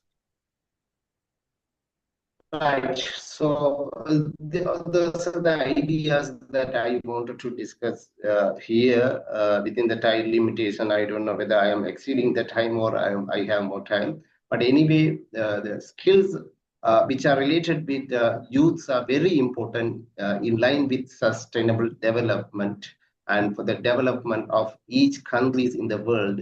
So as I mean, there are a number of youths, they have joined this great event also. Please keep in mind that please improve by yourself, please develop by yourself. Everything will be successful for you, and you will success in everything within the short time of period. That is the thing also, emphasized and, quoted by Swami Vivekananda, like all power is within you. You can do anything and everything if you try your level best. Yeah. Thank you very much. Yeah. Thank you, madam. Thank you, Dr. Vivekananda Rasa. Your topic on leadership skills of youth in sustainable development is very relevant, and your idea for beyond the equity, that is levelization, is also aligned thought of Dr. Swami Vivekananda also. Thank you so much. Yeah. Now, Thank you, sir. I would like thank you so much. Now I would like to Dr. Vanita Sharma to hand over for next session. Dr. Vandita Sharma, next to you. Thank you. Thank you so much, sir, for your insightful moderation and for guiding us through the enlightening keynote address. We also extend our sincere appreciation to all the keynote speakers. The value you impart is what makes this symposium a truly impactful event. Dear keynote speakers, as envisioned by Swami Vivekananda, we want the education by which character is formed, strength of mind is increased, and intellect is expanded. You have, by your works, embodied the same. Let's move ahead with our next segment and let the timeless words of Swami Vivekananda arise, awake, and stop not till the goal is reached. Profoundly inspire us today as we convene to amplify the youth's role in global sustainability. This message deeply aligns with the spirit of United Nations Sustainable Development Goals. It serves as a powerful reminder that focused nation, determination, and cooperation all have the potential to truly transform our world. With this inspiration guiding us, I am now honored to assume the role of moderator and continue with the agenda. It is my great privilege to introduce our esteemed guest of honor, Professor Dr. P.K. Rajput. Professor Dr. P.K. Rajput, a distinguished corporate leader, global speaker, and educator.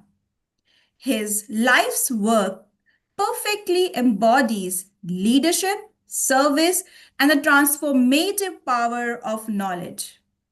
Dr. Rajput brings over 43 years of corporate excellence, culminating as Senior Vice President and Vertical Head, Sales and Marketing at Cadila Pharmaceuticals, a premier Indian multinational, where he led pan-India operations and international businesses across 25 countries, managing multiple division and multi-crore businesses.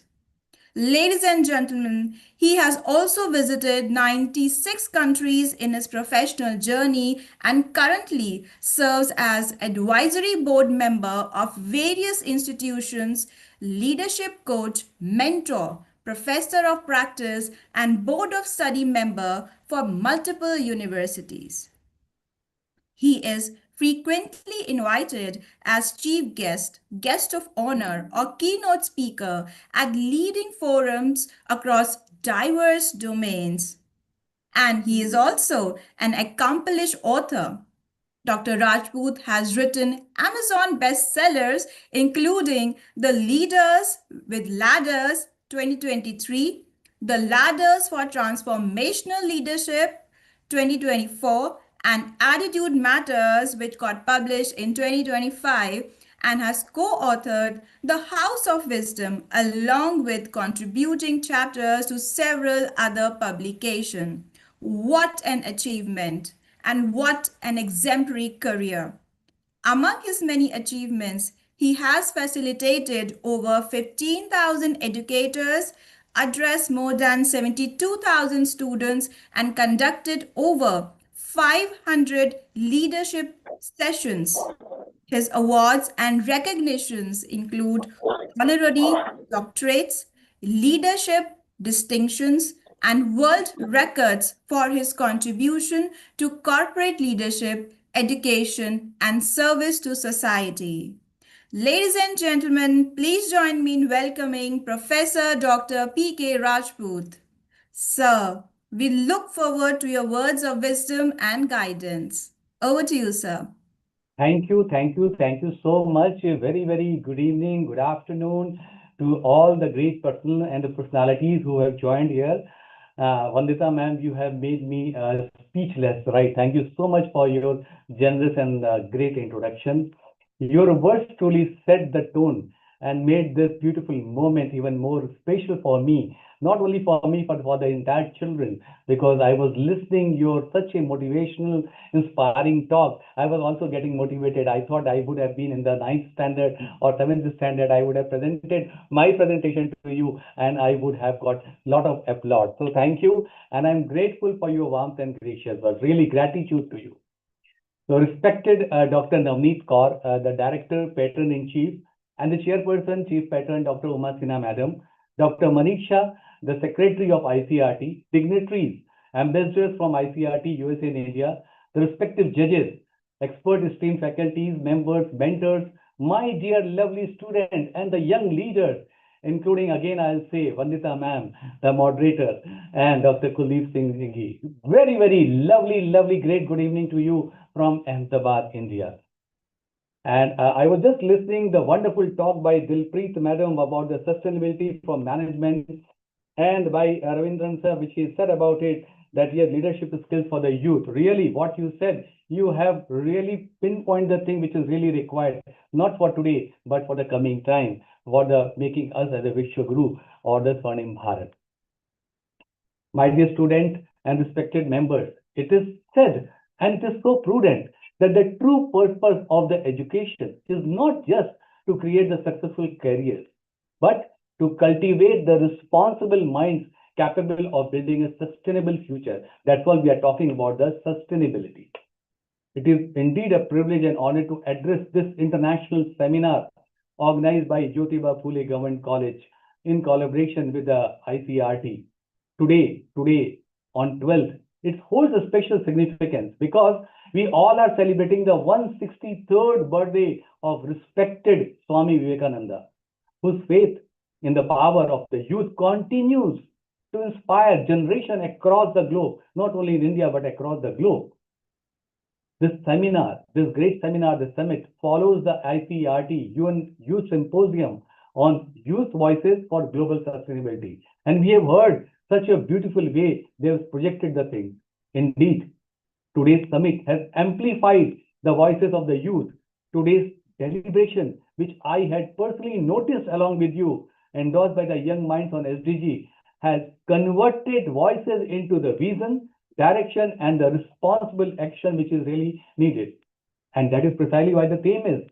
The theme is very true, empowering young minds for a sustainable future, multidisciplinary approaches to innovation, leadership, and social responsibility. Both timely and transformative. There's a real requirement from an academic and the societal perspective. We are living in an era defined by the complex global challenges. I repeat, complex global challenges, where the challenges are of the climate change, the public health crisis, technological disruption, social inequalities.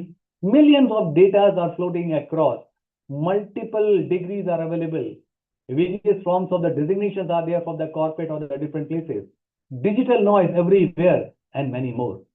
These challenges cannot be addressed with a single discipline thinking. Sustainability today must be understood as a systemic concept integrating innovation with ethics, leadership with empathy, and growth with the social accountability.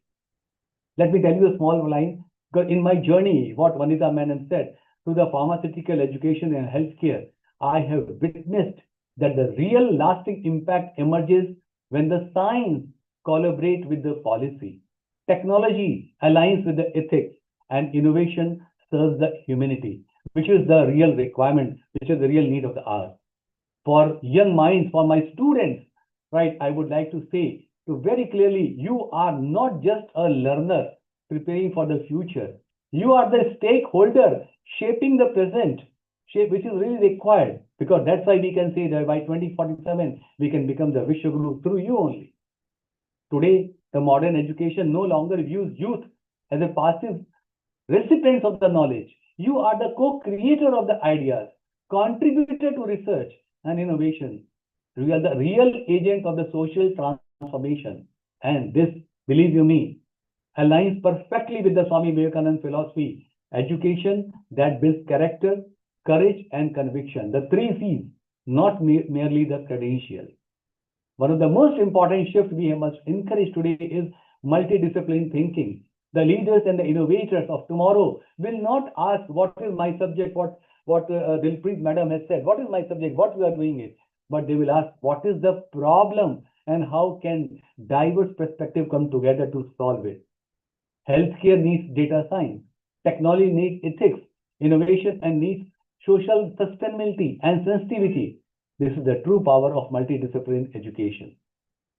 I would like to share a simple 3-pillar framework for empowering the young minds, which I'm sure, because you all are really learned it, the way you are really brilliant, I must tell you. But at the same time, I like to once again highlight, first one is the innovation with a purpose. Innovation must solve the real problems, not just create novelty. So you are the young minds, you have the innovative minds, you have the creativity is there. Second is leadership with the responsibility. Leadership is not about the position or authority. It is about the accountability and service. It starts from the school. It doesn't mean that you should grow up and be in the corporate life or somewhere, but you start from the school, that you should be helping us, guiding us with a lot of humble and humility. Third is the social responsibility with the global citizenship. Every local action today has global consequences tomorrow. That's why we are discussing SDG goals 1 to 17, which United Nations has created up to 2030. With these 3 pillars, which comes together, sustainability becomes a practice, not a policy statement, practice. And today, the respected educators, the great institutions had a crucial role, which has been seen in this great summit through the various presentation of the young minds, thinking only on sustainability. Because when we talk about sustainability, when they think about sustainability, when they project the sustainability, it says that yes, they are totally involved, engrossed in the sustainability. Institutions like Jyotiba, Phule Government College, ICERT-UN, and many more schools who are participating in the part of this summit, not only as a centers for instruction, they are now the incubator of values, vision, and the nation building. Believe you me, today the way the young minds has presented, what I was seeing the presentation, I joined at 5 o'clock, it made all of us proud and feel that nobody can stop us to make us to build the Swarnim Bharat and Vishwaguru 2027, which is the dream of not only mine, yours, it is the dream of 144 crore Indians, Bharatiya, which are there. It is not the dream of only Pradhan Mantri. So my compliments to each of the students, their respected mentors, their respected teachers, their school, and of course their respected parents also, who keep on encouraging them, nurturing them in such a great way, where we can see all the 3 pillars of character, courage, and conviction, which will build a sustainability. Last but not the least, when the education which aligns with the NEP 2020, global sustainability goals and youth leadership development, it produces the professionals, not only the graduates, the professionals who are not only employable, but ethically grounded and socially relevant. As I conclude, let me return to the spirit of the National Youth Day. Swami Vivekananda sir once reminded us to believe in ourselves. Today, I would add, believe in our responsibility to the society, which start from the school, which start from the college, which start from the social circle, which is important, because empowering the youth, young minds, students, do not wait for the change. They create it. You have to create the change. How? Yes, with the knowledge, integrity, and the purpose, which today you have shown in this great summit. The last, I will end my talk with a quote. When young minds are empowered with the knowledge, the values, and the responsibility, they do not judge, imagine a better future. They build it. And you are the real builder. My salutations to all the young minds. My salutations to the mentors. My salutations to the ICRT group, which has involved me, which has requested me to be a part of this great summit. And believe you me, I am mesmerized after seeing the lovely and the great presentation of the young mind. How they think beyond their capacity.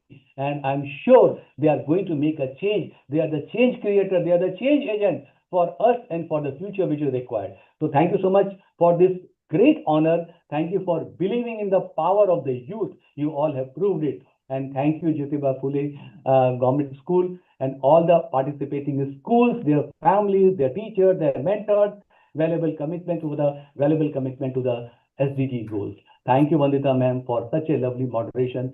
You inspire us, you motivate us, and so that we should come out. It is like in our mythology of Ramayana, we say that you have become a Jamvan, and the role of the Jamvan was to inspire the Hanumanji. Right, so you inspired many Hanumanji, right, being a Jaman here.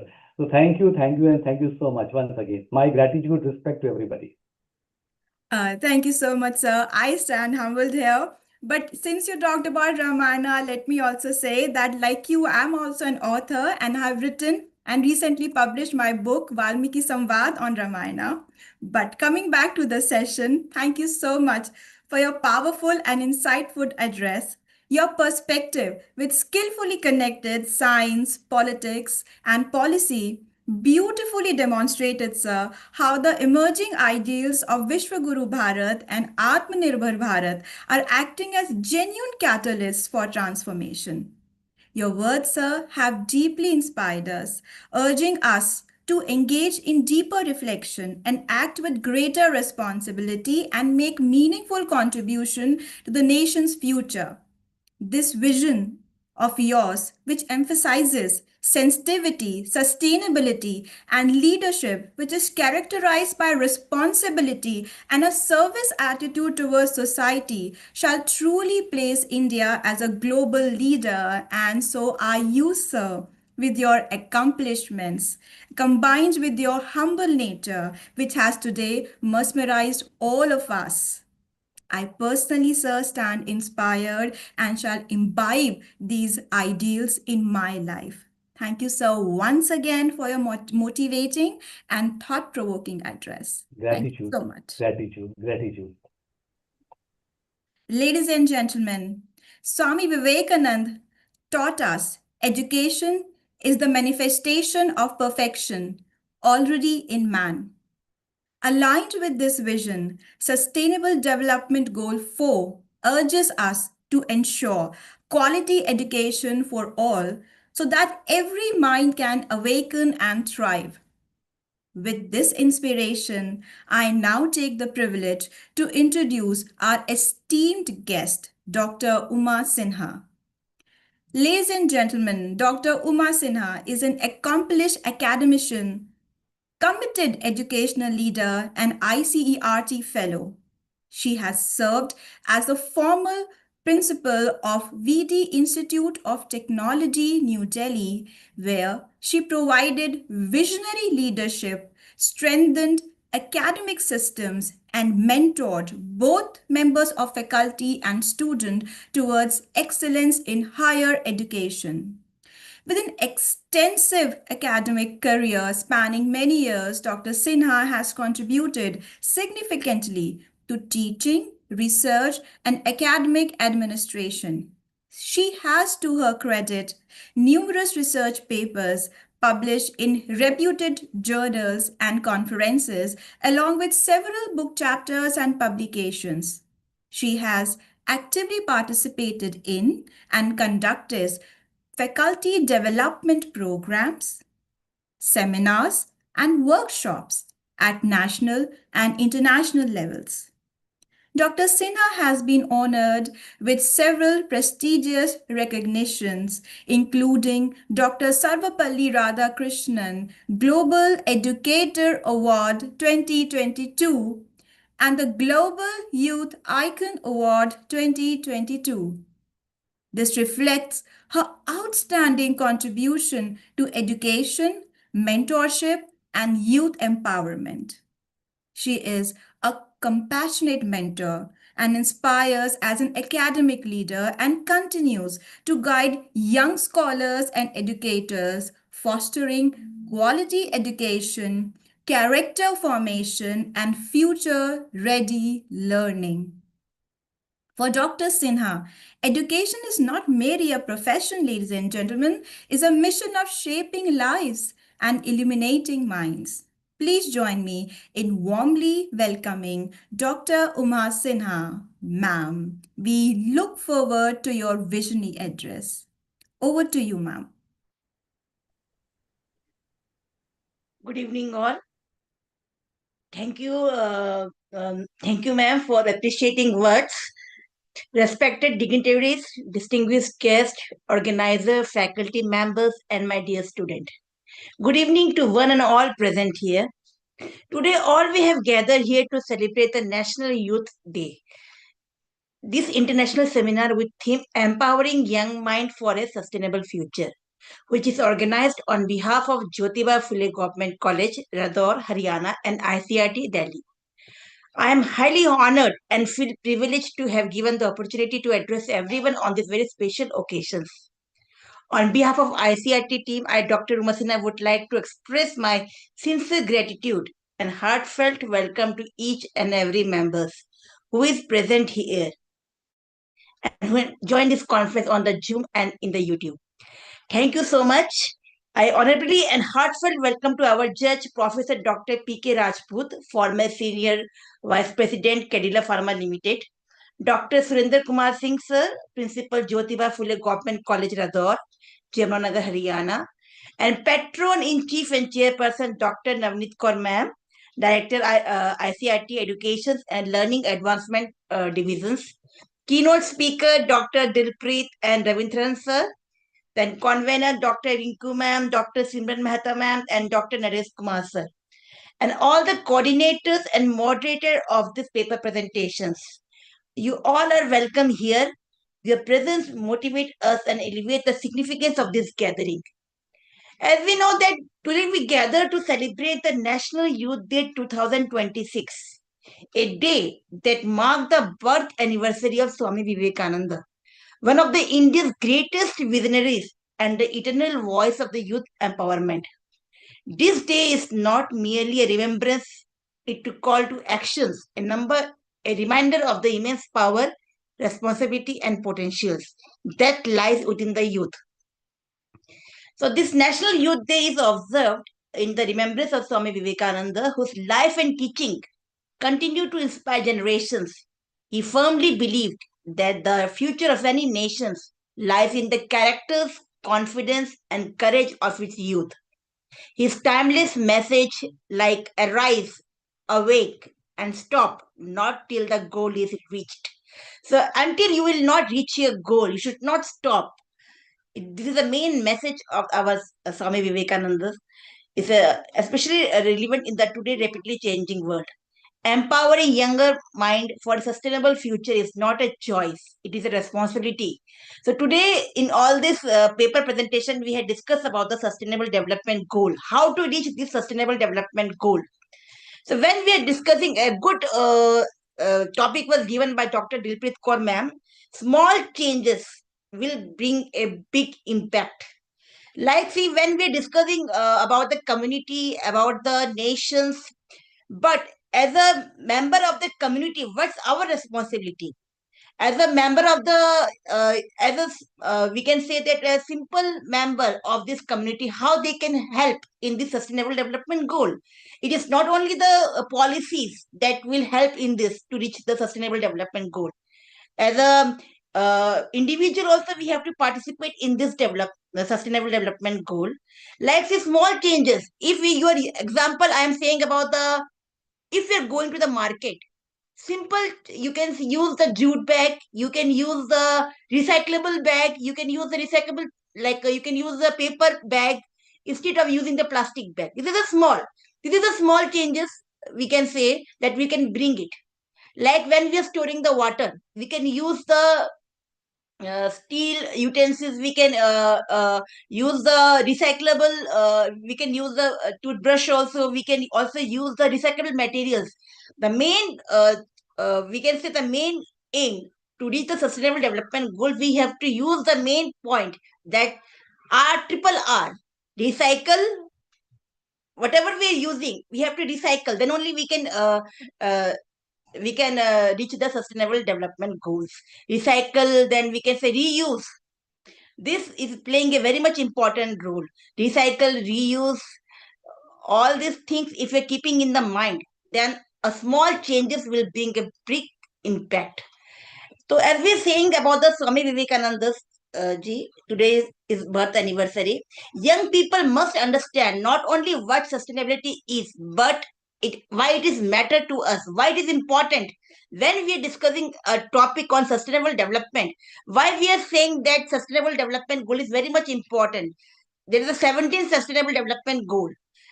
Up to 2030, it is a target to achieve it. But as an individual, how we can participate? This is the main, we can say, theme of this conference. Why we are doing all this conference workshop, to bring the we can say awareness to the individuals, to the people, to the student, to the youth generations. When students learn how their daily choices will affect the planet, sustainability will stop being an abstract concept. This is not a sustainable development goal is not an any abstract concept. This should be a personal missions of our, we can say that our uh, uh, personal missions of our goal. This seminar is not only a peer platform for discussion and presentation, it is a space for the ideas to grow, perspective to broaden, and leaderships to emerge.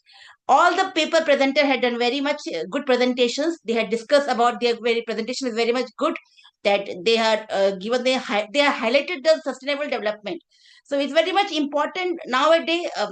Very good topic is playing, that artificial intelligence. When we discussing about the sustainable development goal, technology. Now a very much important changes came in the technology. This is called the artificial intelligence. How we can use the artificial intelligence in educations, in awareness program, and in the, we can say that how this artificial intelligence will be help in the health industries, how it will help in the education industries. Because after 2 or 3 years, we can say that artificial intelligence have become a main media tools to reach the people. So on this, we can say this National Youth Day, I urge you to discover your inner strength, believe in your abilities, and commit yourselves to building a better, inclusive, and stronger nation. So this seminar is very much important, that we all had discusses the all ideas and how to reach this goal. So this is the main things that we should do the all the step, so that we can achieve this sustainable development goal. And this is the main this is the main mission, that as a youth, as the next youth generations, next youth leaders, they will playing a very much important role to achieve this sustainable development goal. As a community member also, we have to participate in all the activities which are going on your localities or in any college, institute, school. So you have to participate in all these activities, so that it will help the aim to fulfill the sustainable development goal. Wish you all this. I welcome you all once again and wish you a day filled with joyous learning and unforgettable memories. Thank you, ICRT, for providing this wonderful platform. And once again, we will this one. We can say that I must thanks to the core committee of ICRT, chairman of ICRT, Dr. S.K. Singhama sir, General Secretary ICRT Dr. Sandeep Kumar sir, Dr. Navneet Kaur, Director Education Divisions, who worked so hard behind the scenes, and there are many members of the other core members of the ICRT who playing a very much important role behind the scene to make it such a success. And thanks to all the resource person and our chief guest moderators, and especially ma'am moderator, and all the wonderful participant and all we can say that this is playing a very much good conference that we had participated, and we learn so many new things so that we can use all this point in our daily activities to reach the sustainable development goal. And with this, I will hand over to the Vandita Sharma ma'am. Thank you for your good moderations, ma'am. Vandita Sharma ma'am, I am very much grateful to you, so that you appreciate so much to us and you conducted the conference so well. Thanks to you, ma'am, and thanks to all. Jai Hind. Namaste. Thank you so much, ma'am. This symposium has left me absolutely speechless, from being called Jamwant and to being appreciated by such eminent personalities like you and Professor Rajput. Thank you, ma'am, once again for your profoundly inspiring address. Your reflections on Swami Vivekananda and National Youth Day beautifully illuminated the enduring relevance of his life and teachings. Ma'am, you emphasize the essential power of character, confidence, compassionate action, reminding us how his message remains a crucial guide for today's youth in our ever changing and ever homogenizing world. Furthermore, ma'am, your words highlighted our collective responsibility as members of the community, a global community embodying the spirit of Vasudev Kutumbakam, the true spirit of inclusivity. We are deeply grateful to Dr. Sinha for her inspiring address and for sharing her wealth of knowledge with us. Ladies and gentlemen, esteemed guests, and bright young minds, this gathering is not just a ceremony, it's a momentous occasion where we pause to acknowledge, celebrate, and truly appreciate the remarkable vision and sheer brilliance of our leaders and personalities associated with ICERT. I now ask the committee to go ahead with the award presentation.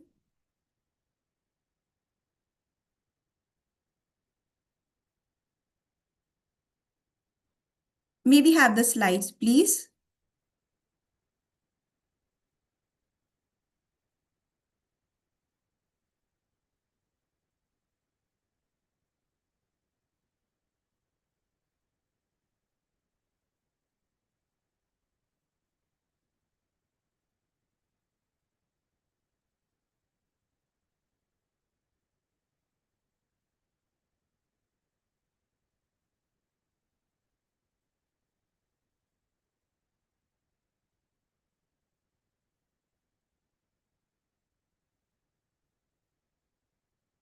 Ladies and gentlemen, it's time for awards for multidisciplinary approaches to innovation, leadership, and social responsibility, thus contributing to sustainable future. First and foremost, Savitribai Phule Excellence Award 2026.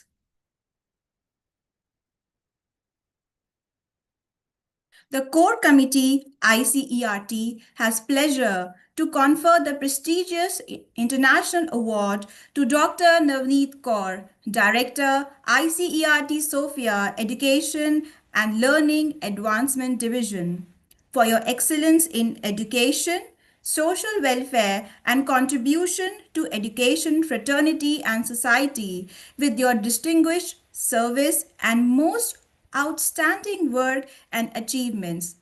Felicitated during international seminar celebrating National Youth Day and Swami Vivekananda's birthday on empowering young minds for a sustainable future, multidisciplinary approaches to innovation, leadership, and social responsibility on January 12th, 2026, jointly organized by Jyotiba Phule Government College, Radaur, Haryana, and International Council for Education, Research and Training, ICERT, USA and India.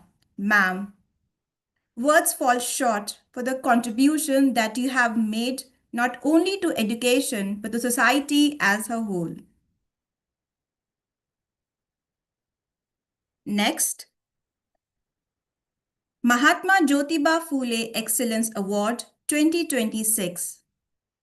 The Core Committee, ICERT, has pleasure to confer the prestigious international award to Professor Rajendra Kumar Uppal, Professor, Department of Zoology, RPPG College, Kamalganj, Farrukhabad, for your excellence in education, social welfare, and contribution to education, fraternity, and society, with your distinguished services and most outstanding work and achievements felicitated during international seminar celebrating National Youth Day and Swami Vivekananda's birthday on empowering young minds for a sustainable future, multidisciplinary approaches to innovation, leadership, and social responsibility on January 12, 2026, jointly organized by Jyotiba Phule Government College, Radaur, Haryana, and International Council for Education, Research and Training, ICERT, USA and India.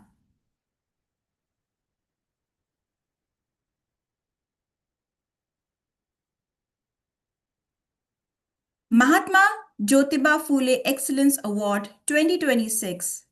The Core Committee, ICERT, has pleasure to confer the prestigious international award to Dr. Preeti Singhwal, Assistant Professor, Faculty of Management and Commerce, Swami Vivekananda Subharti University, Meerut, for your excellence in education, social welfare, and contribution to education, fraternity, and society with your distinguished services and most outstanding work and achievements felicitated during international seminar celebrating National Youth Day and Swami Vivekananda's birthday on empowering young minds for a sustainable future, multidisciplinary approach to innovation, leadership, and social responsibility on January 12, 2026.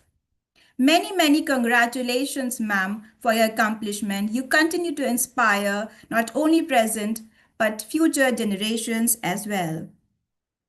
Mahatma Jyotiba Phule Excellence Award 2026, the Core Committee ICRT has pleasure to confer prestigious international award to Professor Kanhaiya Mahor, Professor Department of Zoology, RPPG College, Kamalganj, Farrukhabad, for your excellence in education, social welfare, and contribution to education, fraternity, and society with your distinguished services and most outstanding work and achievements felicitated during international seminar celebrating National Youth Day and Swami Vivekananda's birthday on empowering young minds for a sustainable future, multidisciplinary approach to innovation, leadership, and social responsibility on January 12, 2026.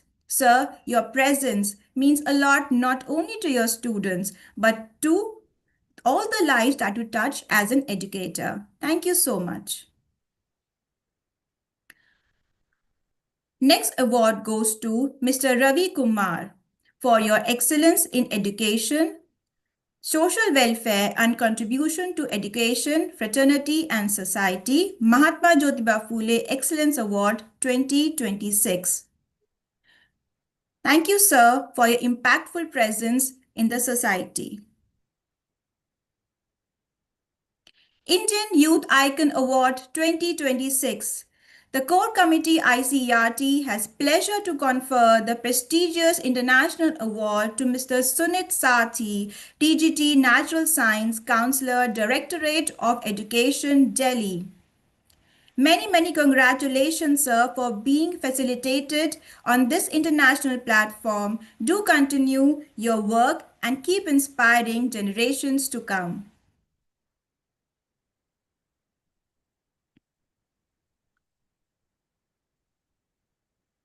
ICERT-UN Young Changemaker 2026. Group 6 to 8. Winner is Kyra Grover. May I request the audience to please give a virtual applause to and reaction to all these change makers who are going to be the leaders of tomorrow and making impactful changes.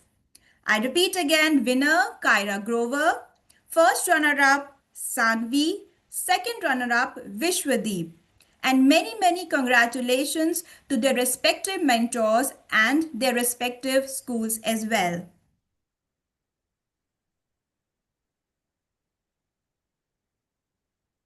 Next in line is ICERT-UN Voice of Excellence 2026.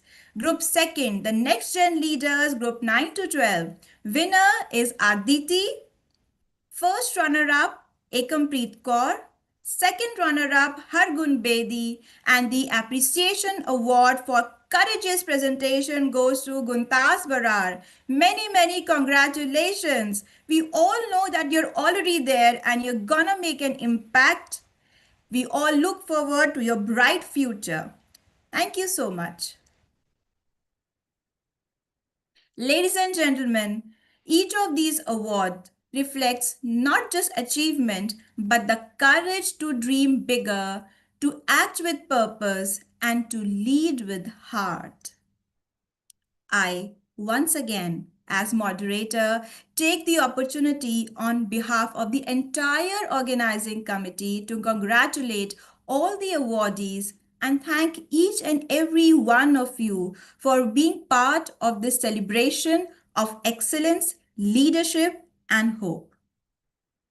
Ladies and gentlemen, dignitaries, participants, as we stand inspired by the achievements and brilliance we have celebrated today, it's now time to turn our gaze towards new ideas, innovation, and insight. I have the honor of passing this beacon of knowledge to Ms. Rajni Goyal, who will guide us through the technical session. Ladies and gentlemen, let us welcome her with all our energy and enthusiasm. The stage is all yours now, Ms. Goyal, and I take a humble leave and stand inspired by the presence that I have witnessed on this platform today. Thank you so much.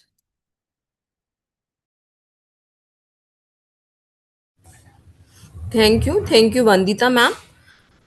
May I audible? Yes, ma'am, you're audible. Please go ahead. Okay. Hello, good evening, everyone. Now, I welcome you all in this first technical session of this conference. I'm Rajni Goyal, Associate Professor of Economics, Government College, Chicholi, Yamnanagar. Now, I take the privilege to introduce and welcome Dr. Anuradha Chadda, Principal, Universal Law College, Lalru, Mohali.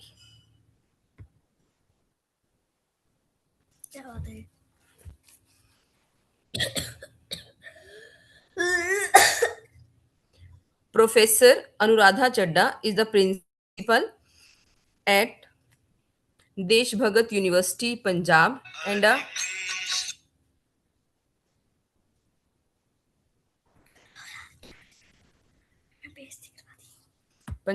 and she has extensive experience in legal education, research, and academic administration. She holds a PhD in law and has made significant contributions in the areas of constitutional law, human rights, reservation policy, and women rights. With numerous research publication, books, and guided doctoral scholars to her credit, she has also served as a resource person at various national and international academic forums. Her work reflects a strong commitment to legal scholarship, social justice, and academic excellence. I welcome you, ma'am. Dr. Anuradha Thank you Chatterjee. very much. Am I audible? Yes, ma'am. Am I audible? Yes, ma'am. Thank you very much, Ms. Rajni Goyal, Assistant Professor of Economics, for giving me such a nice introduction. First of all, I just would like to give my to appreciate this organizing committee, including this Jyotiba Phule Government College Radaur and ICERT, and especially Patron in Chief Dr. Navneet Kaurji and the Chief Patron and Guest of Honor Dr. Uma Sinha and all the other presenters, including the keynote presenters and other guest of honors. From the very beginning, I have been hearing the presentations which has been given by all of them, and really, it was very powerful. These presentations which were given by the presenters as well as by the keynote speakers. This topic, which is very much significant today, and why it is so much significant today, and this is because of the reason that we are celebrating our National Youth Day in India. And this is in the mark, like just to mark the 163rd birth anniversary of Swami Vivekananda ji. And this is a very much important topic. And this topic, why it is so much important? Because this is to bring all our, academia and youth and the young minds to one common platform to deliberate upon this very important topic. And that topic is empowering young minds for sustainable future. Why this topic is so much important, and this is a question which has been answered by all the presenters in a very powerful presentations. But this sustainability, how it is to be brought, this sustainability can be brought by all of us. And first of all, as we people are doing our we are performing a role as our teachers, as academia, but we just have to not just teach the young minds regarding it, but we are to give them open opportunities, with open minds, open heart, and open hands to come forward. And because they are the real stakeholders, we are to give them open opportunities to come forward and to bring the changes in the new world. So, not taking much of time, I would like to go for Ms. to give this platform to again the moderator, Ms. Rajni to just start with the presentations, because all of them, so that they can be given the proper time, keeping into consideration this time constraint. I would like to start with the presentations. Thank you very much. Yes, ma'am, sure. Now I would like to invite our first presenter, that is Dr. Priyanka Singla. Dr. Priyanka.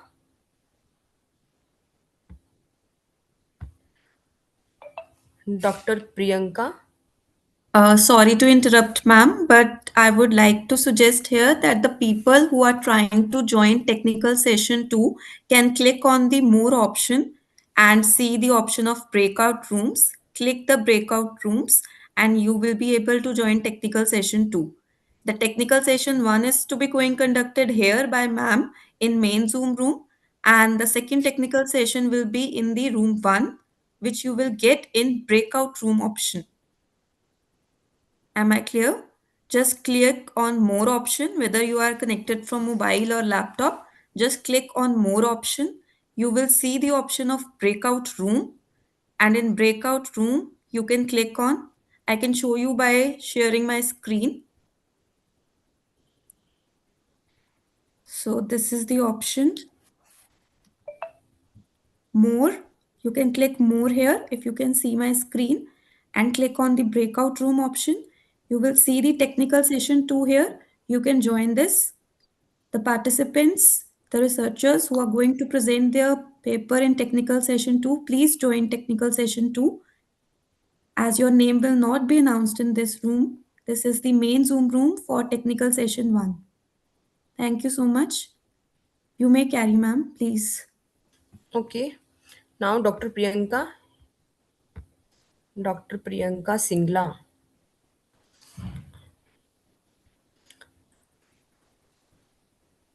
I think Dr. Priyanka is not here.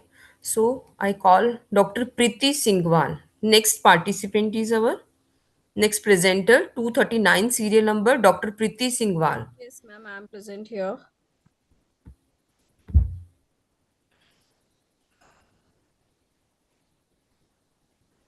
Yes, welcome, Dr. Priti. Thank you. Jai Hind, everyone. Before I begin, I would like to sincerely apologize. I'm not feeling well today. I have a fever and sore throat, so my voice may break or may I need to pause in between. Kindly bear with me. It's okay, ma'am. No problem. Yeah, I'm Dr. Preeti Singhwal, Assistant Professor at the Faculty of Management and Commerce, Swami Vivekananda Subhati University, Meerut. It's an honor to present this paper titled Transforming Education for Sustainability, a multidisciplinary framework for empowering young innovators and ethical leaders.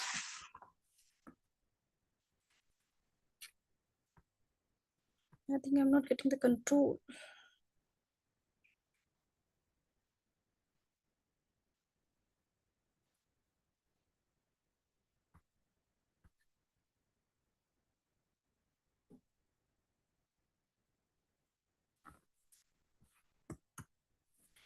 Okay, why transform education now? We are living in a time when climate change, biodiversity loss, inequality, and rapid technological disruptions are reshaping our world. Traditional education often teaches subject in isolation, focuses on exams, and treats sustainability as a small add-on. But today's challenges like clean energy, waste management, water security, or AI ethics are interconnected and complex. To solve them, students need to more knowledge. They need skills to act, collaborate, innovate, and lead ethically. Our goal is to move from sustainability awareness to sustainability action competence. Research problem and contribution. Current system underperform because learning is siloed. Sustainability is limited to one subject. Ethics is underemphasized. Innovation is taught without moral responsibility. Assessment ignore competences. We test theories, not real world impact. This study introduced Sustain-led, a multidisciplinary competency-based framework that unites sustainability, innovation, ethics, and digital fluency. It also offers a plan to test and validate results through real projects called Challenge Lab. The Sustain-led framework stands on 5 strong pillars: sustainability, literacy, and system thinking, seeing how environmental, social, and economic system connects, innovation and design, applying the design thinking and creativity to sustainability challenges. Responsible digital and data fluency, using AI and analytical ethically and responsibly. Ethics and leadership of formation, developing fairness, courage, and accountability.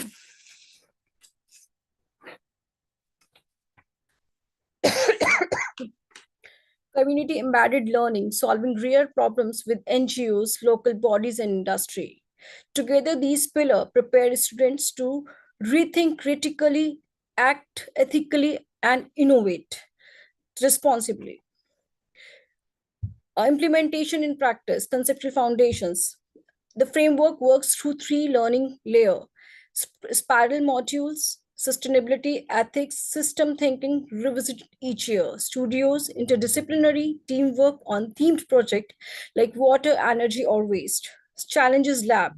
Student prototype, test and measure the impact of their solutions. Assessment goes beyond exam. We use rubric portfolios and impact evidence, such as teachers become mentors and facilitator, helping students learn by doing.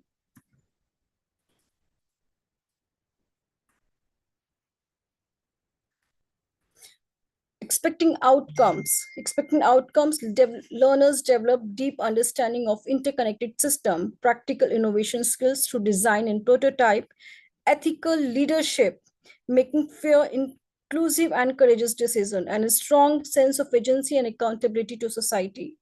Institution also gain partnership, impact,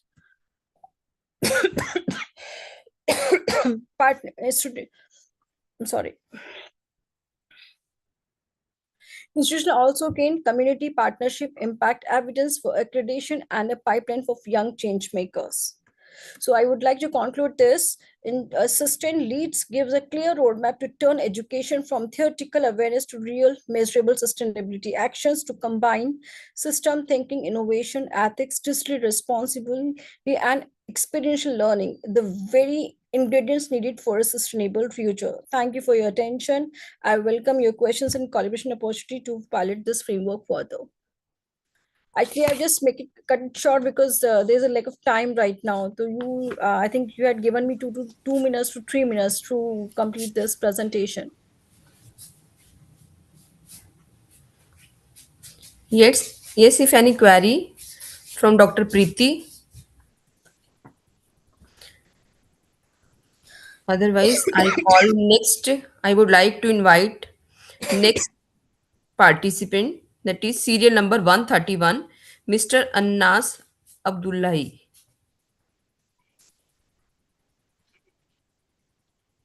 Thank you, ma'am. Thank you, Dr. Preeti.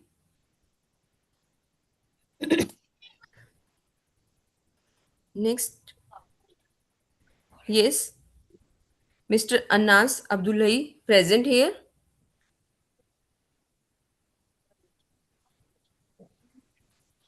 Meanwhile, ma'am is checking for the next participant. I would like to welcome Dr. Pushpanjali Singh, the co-chair of the session. We heartily welcome you in this international seminar today, sir. Dr. Pushpanjali Singh, are you there, sir? Yes. Please address with few wise This words. is Dr. Pushpanjali Singh, ma'am. Yes, ma'am. Please address few words. We heartily Yes, welcome ma'am. you in this I was international. waiting for the coordinator. I think she forgot to learn the paper. If somebody is there also, I think she has missed. Yes, Anyhow, ma'am. yes. A very good evening to one and all present here. Dalpreet Kaur ma'am, Dr. Suren Kumar Singh, sir, Principal Jyotiba Phule Government College, Radaur, Dr. Navneet Kaur ma'am, Director ICRT, Professor Dr. Sandeep Kumar sir, President ICRT. It's really feeling privileged to serve as a co-chair for this technical session, which is hosted by Jyotiba Phule Government College, Radaur, Haryana, India, in collaboration with ICRT India and USA, on the theme Empowering Young Minds for the Sustainable Future, a multidisciplinary approach to innovation, leadership, and social responsibility. What I was watching in this list for the title presentation, paper presentation titles, what I found, the session brings together scholars and professionals from the diverse disciplines. I think it is a true spirit of multidisciplinary collaboration. So nowadays, as a professor, what I'm founding here and there, the people are running towards the sustainability. Sustainability means, in a very simple definition, what we will say, to fulfill our need without the compromising the future generation needs, or without compromising the future needs. So I don't know, ma'am, Dalpreet ma'am especially, because you are in front of me. So what I'm finding, we are keep saying about the young mind to uh, to nurture them, what we can do for the sustainability, to maintain the sustainability for the young minds. So as per me, as we know that we have a 17 goals, and a lot, because this is very common for all the discipline. Now it became compulsion for us, because where we are living, if we are not going to learn what is the problem in our home, then our education, our knowledge will be useless. So as per me, SDG 4 means quality education. It is a very important goal for that, because 16 are the goals and 17 is to complete, by 2030 we have to complete. To fulfill that goal, we have to do whatever we have to do. That is our 17th goal. So I just lot many papers are there. I think they are going to uh, explain a lot about the sustainability. So I will not take much more time. I think we should run for the smooth conduction of the session. So we are running behind the sustainability. So what will be good, if each and every teacher, each and every professor, if he or she would be able to enhance empathy towards the environment, then we will won half of the battle of the sustainability. If student or professionals or academicians will be empathetic towards the environment, then only we are going to win the world, win the our sustainability fight. Otherwise we will run behind the sustainability. Nothing is going to happen over there. So thanks the organizers, thanks ICRT committee for giving me this opportunity, and I will try to assist session chair. And now I just thank you so much, ma'am. Chair has been already started, so need not to say. So let it run the session. Thank you so much, ma'am. Thank you so much, committee. Thank you so much for your enlightening words, ma'am. Those were really true, and I completely buy your argument that yes, empathy is the key, and we should keep the session running. But before that, a little announcement for the ones who are not able to join the breakout room. I would like to again announce that you can see the more option at the bottom of your screen. Last option, more option. Please click that more option and please click on the breakout rooms. You will see the technical session 2 and you can easily join the technical session 2 through this option. Thank you so much. We should continue with the session. Over to you, Goel ma'am.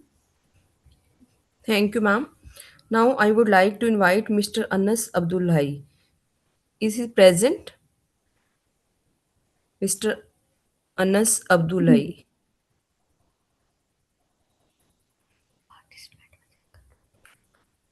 So next participant is serial number 218, Miss Oyotorio Taiwo.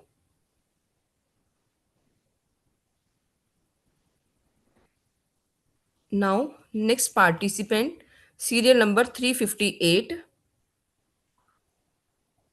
Mrs. Kakalai Kundu. Yes, ma'am. Can I present my paper? Yes, ma'am. Yes, you may present. Okay. Yeah. Is my screen visible? Yes, ma'am. Yes, visible, ma'am. Okay. Good evening to everyone present here. Respectful greeting to the Honorable Session Chair, esteemed Professor, distinguished delegates, fellow researchers, and participants. My name is Kakali Kundu, PhD scholar at Adamas University, and I feel honored to be here today to present my research work titled Evaluating the Effectiveness of the Blended Learning Approach for Enhancing Critical Thinking and Problem Solving in Undergraduate Students. I move on to the next slide. The introduction. The blended learning reflects a learning environment where students value guidance, also recognizing the role of technology in critical thinking and problem-solving skills. Technology-supported learning encourages students to analyze information, explore multiple perspectives, and apply knowledge to real-life situations. Whereas traditional classroom interactions support discussion, reflection, and immediate feedback. Together, these approaches create opportunities for learners to develop higher order thinking skills essential for academic success and lifelong learning. Blended learning is a learning program where many delivery modes were being used with the aims of optimizing the learning results and expenditure for program delivery. The term blended learning is being used with increased frequency in both academic and corporate circles. Here I move on to the significance of the study. Students can choose appropriate modes of learning. Teachers become familiar with both the modes.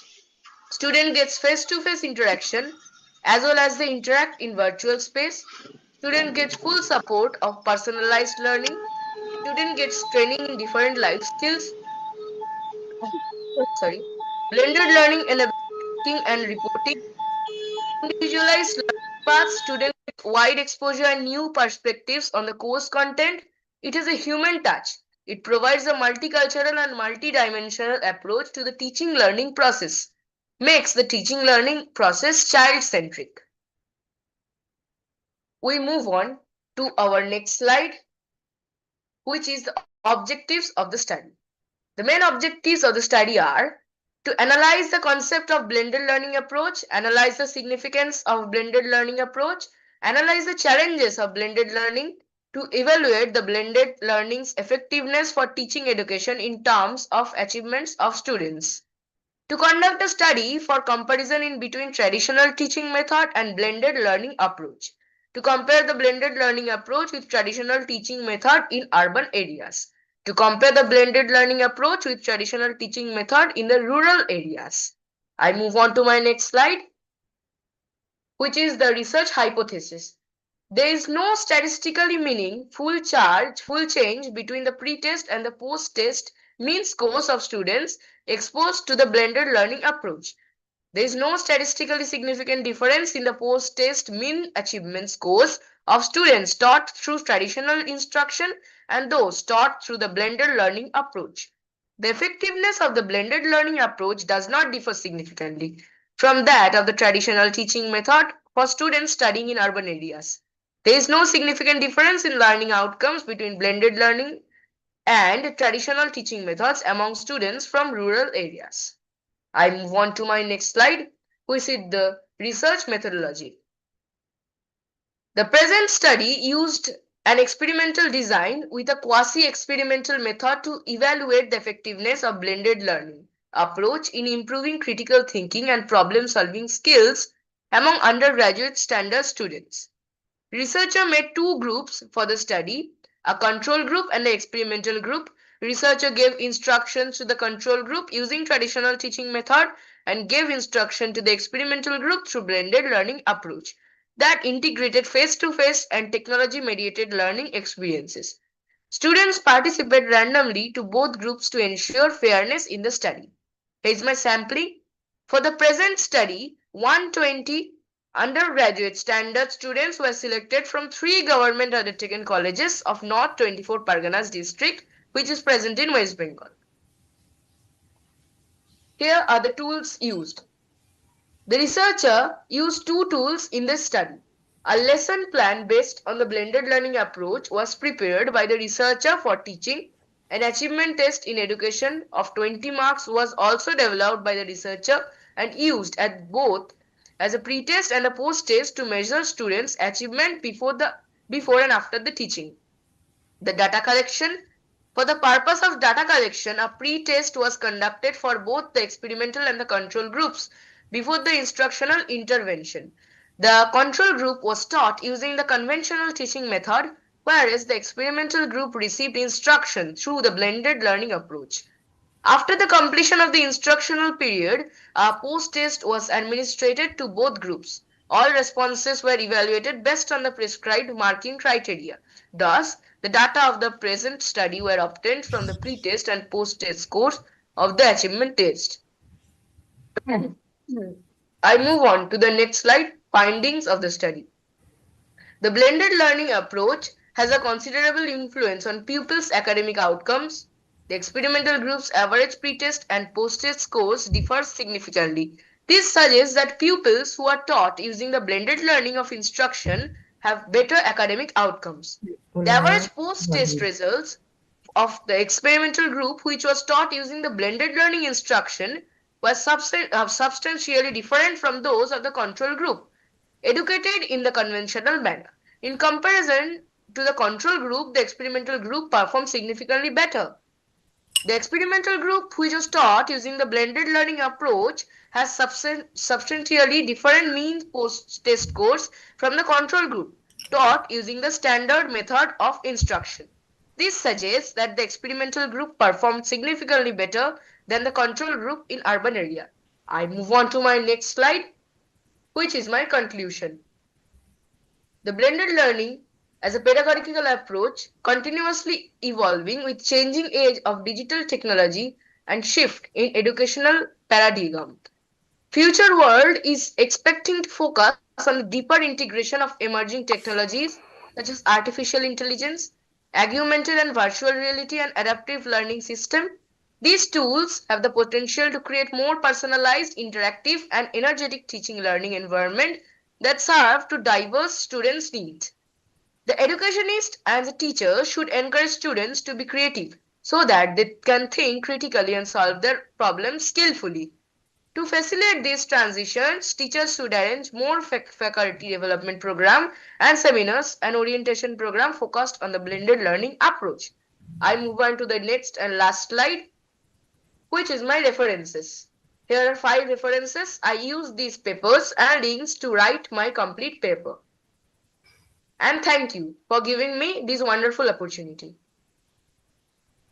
Okay, thank you, ma'am. Thank you very much. Now I would like to invite Miss Rekha. Yes, ma'am. Good Miss evening, Rekha, ma'am. yes, ma'am. Please welcome, ma'am. Thank you, ma'am. May I present my paper? Yes, yes, of course, ma'am.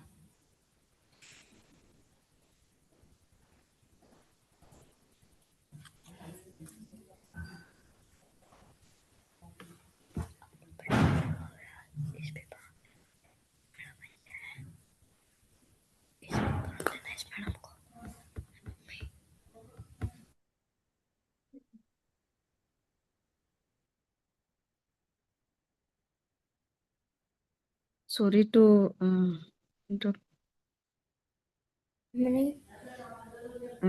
please Yes, 2 minutes.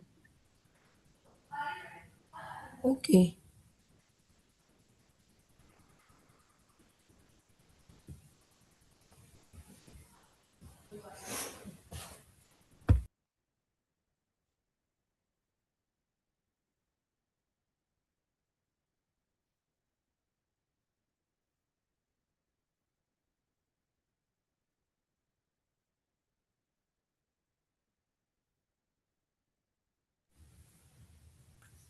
Uh, Yes, ma'am. Is there any problem? yes, ma'am. I It's want to okay, share ma'am. my PPT, but I don't find the option. To share your screen? Yes, ma'am. Ma'am, to share screen, there is in fourth number, fourth icon, there is a share screen, green flag. Okay. Arrows is there. Uh, Then you can share your window also. how to share my window, ma'am? Ma'am, if you click on your share screen.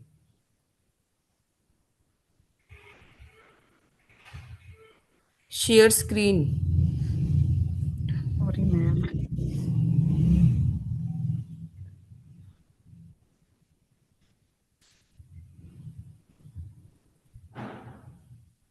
Okay, ma'am, I'm showing you like that. This is now.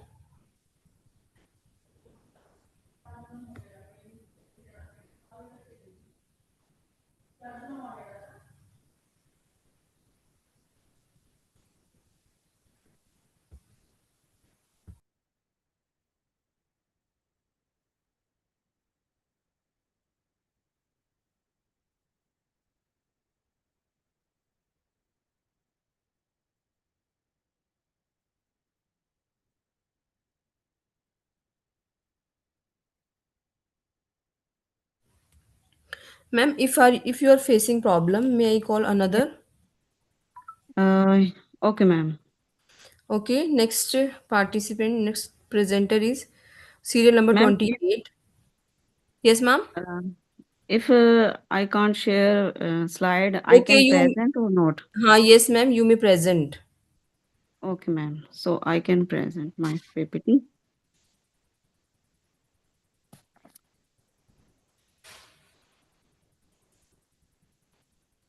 Good evening, everyone. I am Rekha, PhD scholar from Department of Mathematics, and my topic is a multidisciplinary framework using PBIB design. PBIB stands for Partially Balanced Incomplete Block Designs for Innovation and Social Impact.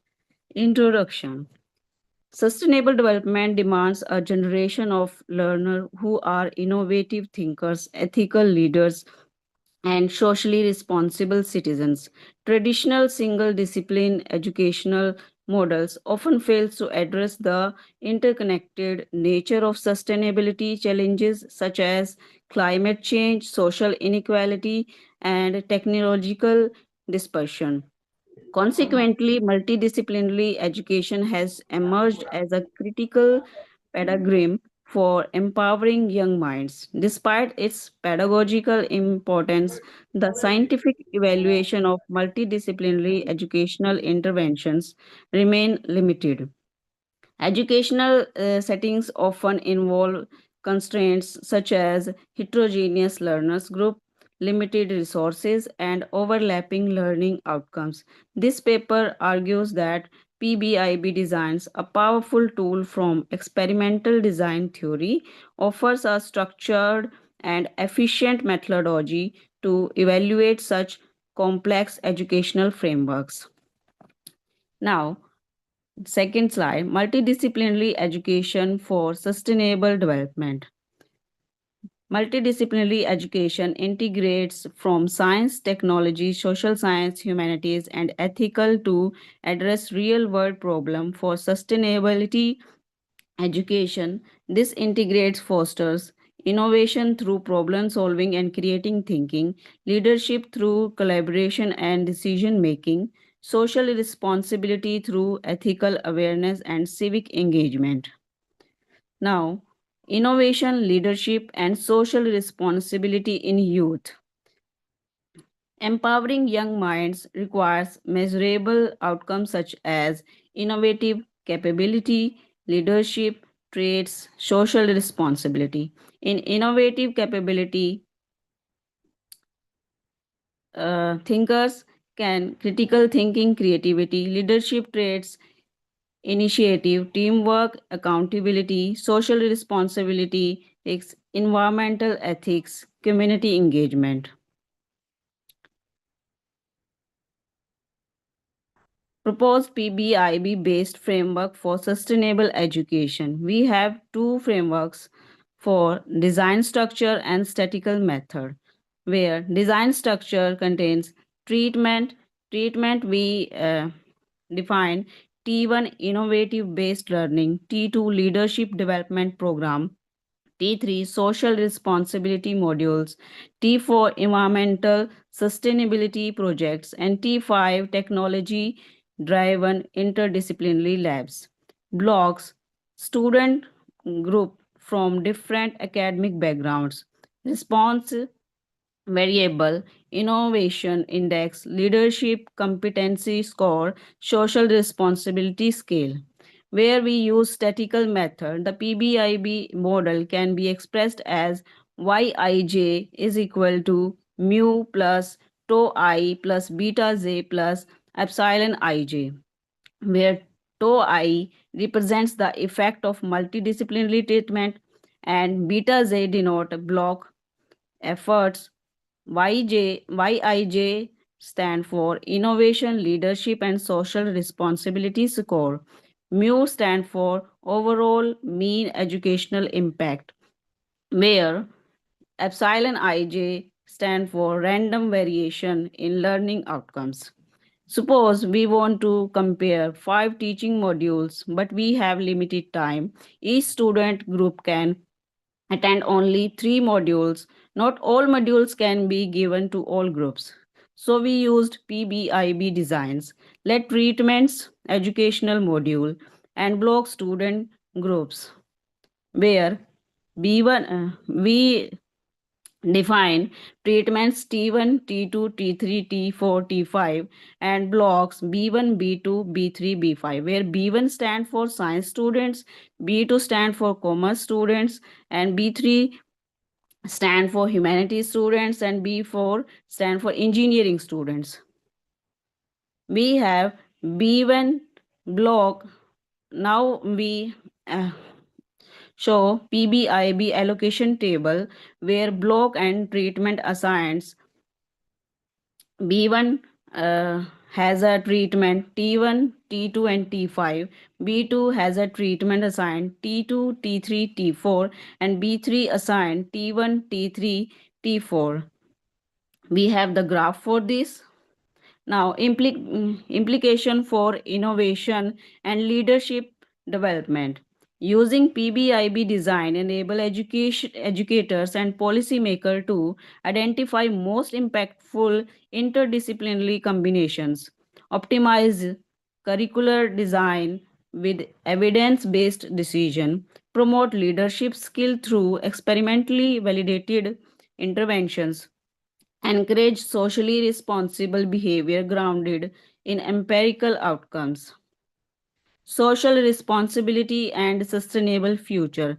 PBIB based evaluation ensures that sustainability education is not merely conceptual but measurable and accountable. By systematically analyzing educational interventions, institutions can better align youth empowerment initiative with sustainable development goals. Here are the conclusion.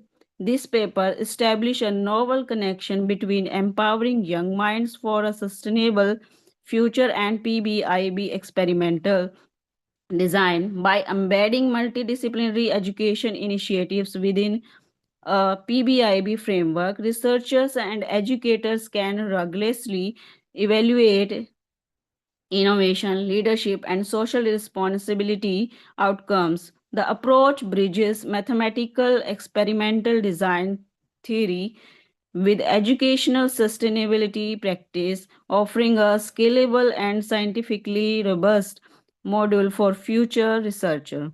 Here are the future scope: extension to PBIB designs with repeated measures, integration with machine learning for outcome prediction, large scale implementation across universities and schools, policy level curriculum optimization using experimental evidence. Thank you.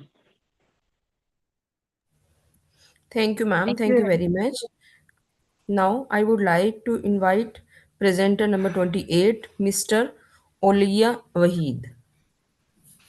Olaya Wahid. Hello? Yes, Dr. Sumit Ghosh, is Yes, you I'm next? available, madam. Yeah. You want to present? Yeah, madam, I'm ready whenever you say. Okay. Is Mr. Wahid is there? Okay, you may present, Dr. Sumit Ghosh. Okay, madam. Thank you very much, madam. Madam, am I audible, madam? Yes, yes, sir. And I'll share my screen, madam. Kindly confirm it. Okay.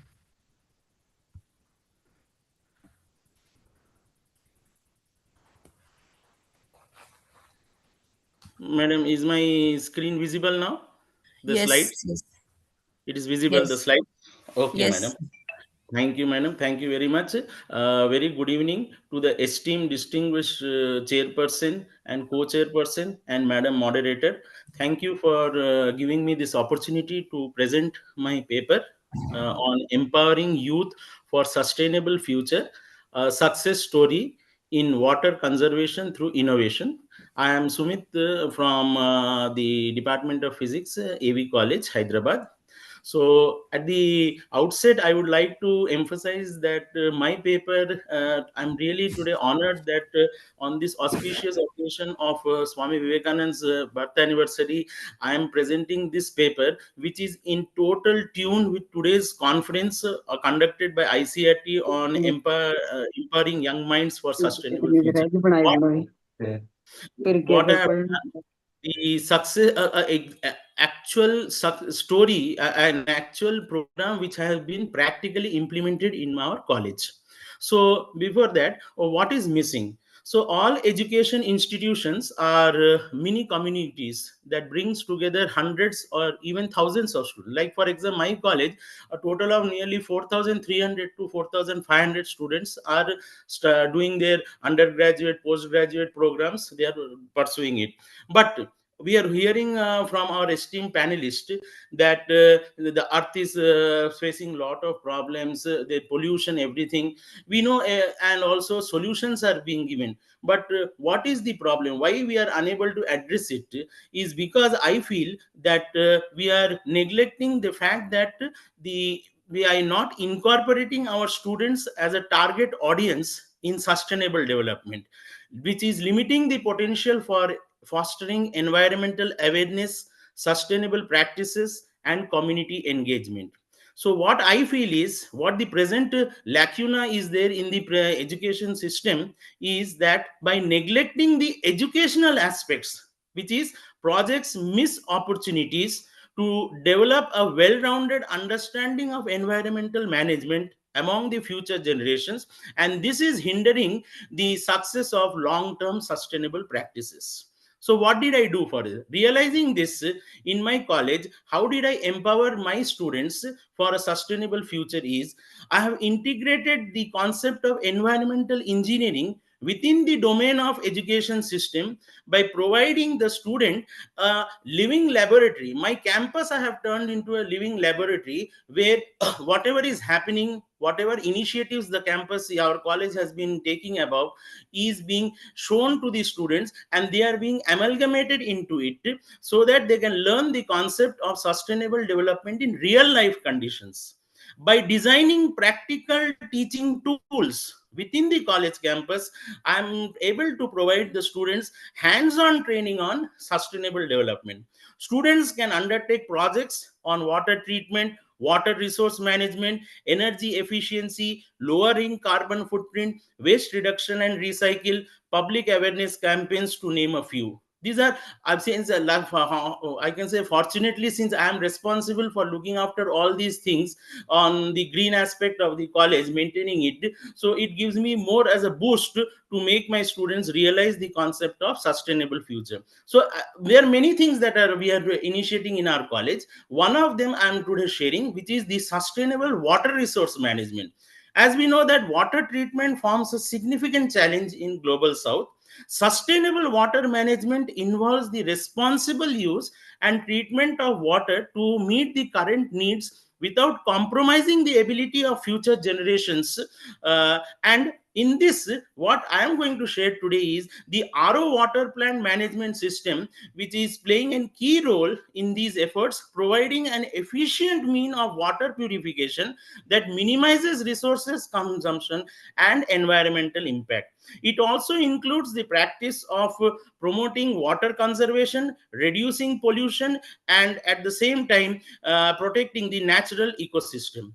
So now, what is that success story I'm going to share to you? The RO water plant management is an interesting living laboratory which has been used as an educational dimension to engage, educate, and empower our college students on a sustainable method of treatment and recharge of groundwater. So what are the things that I'm trying to tackle with this when I'm teaching my students this hands-on laboratory which I'm giving to them? First, it involves the conservation of resources, as treated wastewater can be reused for various purposes like watering the gardens, landscapes. Second, it involves environment sustainability, as it cuts plastic waste, chemical usage, lowering energy consumption, and reducing carbon footprint in the campus. Third, it involves improve student health, as RO water enhances cognition, boosts focus, encourages healthy hydration habits, and reduces the sugary drink index.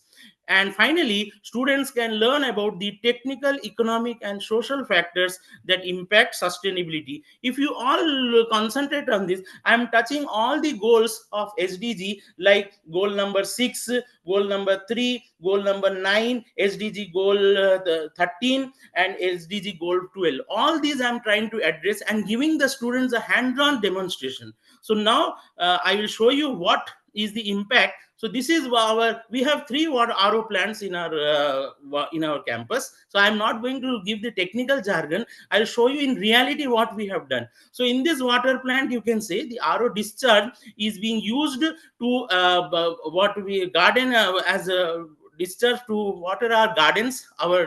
We have a huge campus. It is virtually 7 acres campus. So I'm not saying we are irrigating all the 7 acres, but we are doing a substantial part of it using these 3 RO plants. The next RO plant, this is the second RO plant which we are using it. This discharge also is being used for the watering the trees and gardens, and this is the third RO plant which we have in our. So these are all technically the students have seen, they have calculated how much is the water discharge, how much we are able to irrigate.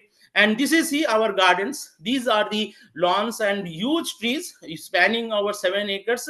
We are able to mitigate our water resource by using these RO discharge. So finally, what is my conclusion?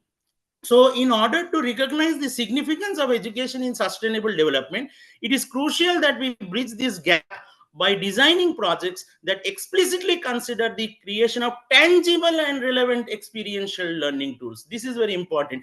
Tangible, which they can feel and experience.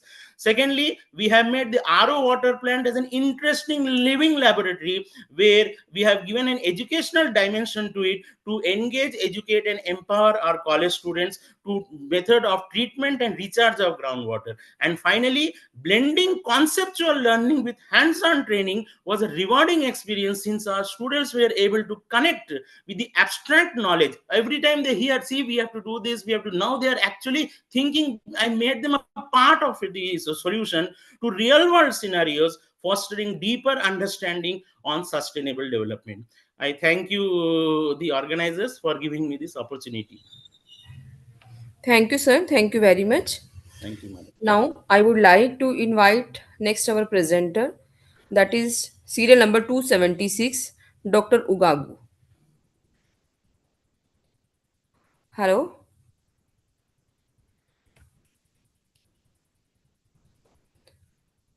Next, I would like to invite our next presenter, 275 serial number, Dr. Jajbir Singh. Yes, ma'am. Yes, Jajbir Singh, you may Yes. present. Okay, ma'am. Can I share my PPT? Yes, you Okay, may ma'am. share. Okay, ma'am. Thank you.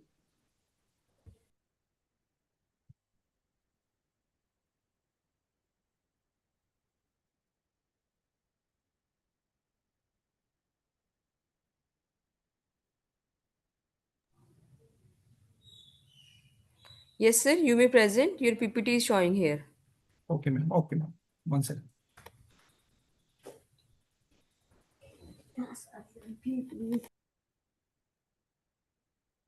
Good evening to everyone. I am Dr. Jajbir Singh, Associate Professor, Lal Bahadur Shastri Mahila Ayurvedic College and Hospital, Bilaspur District, Jamnagar, Haryana. And my presentation topic is Empowering Young Mind for a Sustainable Future, a multidisciplinary exploration of the innovation, leadership, and the social responsibility in the 21st century.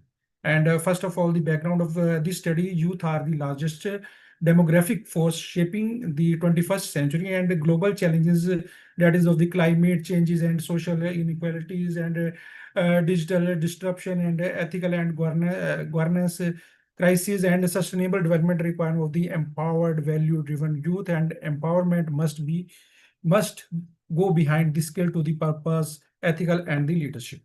And the introduction of the study, the 21st century is defined by the climate uncertainty, digital disruption, and social inequalities, and the ethical challenges. And youth represent the most dynamic demographic force and capable of the shaping of the sustainable social, economic, and the environmental future. And despite of the increases as to the education and the technology, youth potential often remain of the underutilized due to the fragmented development approaches, and sustainable development required of the empowered youth leadership grounded in innovation, ethical responsibility, and the social engagement. And the aim and objective of this study that the aim to develop of the holistic multidisciplinary framework for the empowering youth as of the innovative, ethical, and societal responsibility leadership for the sustainable development in the 21st century. And the objective of study that of the two conceptualized youth empowerment through the innovation, leadership, and the social responsibility, and to critically analyze of the global and the Indian literature on the youth sustainability and the leadership education, and to examine the multidisciplinary perspective from the education, psychology, sociology, and the policy study, and to propose an integrated empower framework aligned with the sustainable development goal and the national youth day philosophy, and to highlight the policy and institutional implementation for the sustainable youth development.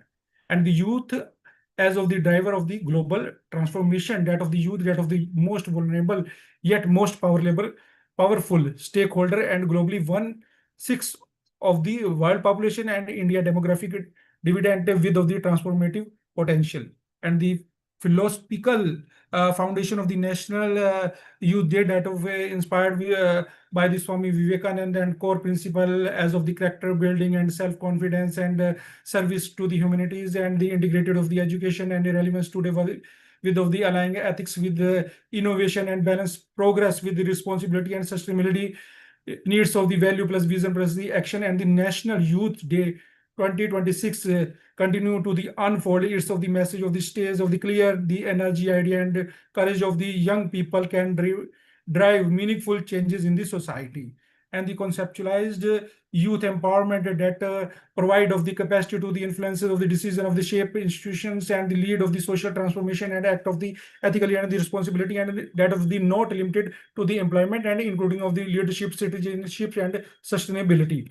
And the dimension of the youth empowerment, that of the cognitive, that of the critical thinking and system understanding, and psychological, that of the self-efficacy and resilience and motivation, and social, that of the participation, inclusive civics engagement, and behavioral, that of the leadership, action, innovation, and services. And empowerment is the multidimensional and the continuous process. That of the problem stated of the despite of the progress of the key gap persist of the fragmented of the discipline of the centric education of the leadership of the training of the limiting to the hierarchy, and the social responsibility treated as the peripheral, and the sustainability, competitiveness, and poorly integrated of the need for the holistic multidisciplinary of the framework, and the innovation as of the pillar of the employment, that of the innovation redefined as of the creative problem solving and social entrepreneurship and policy and community innovation and sustainable decision making and innovation that is of the contextual, sensitive, and solution, not just of the technology.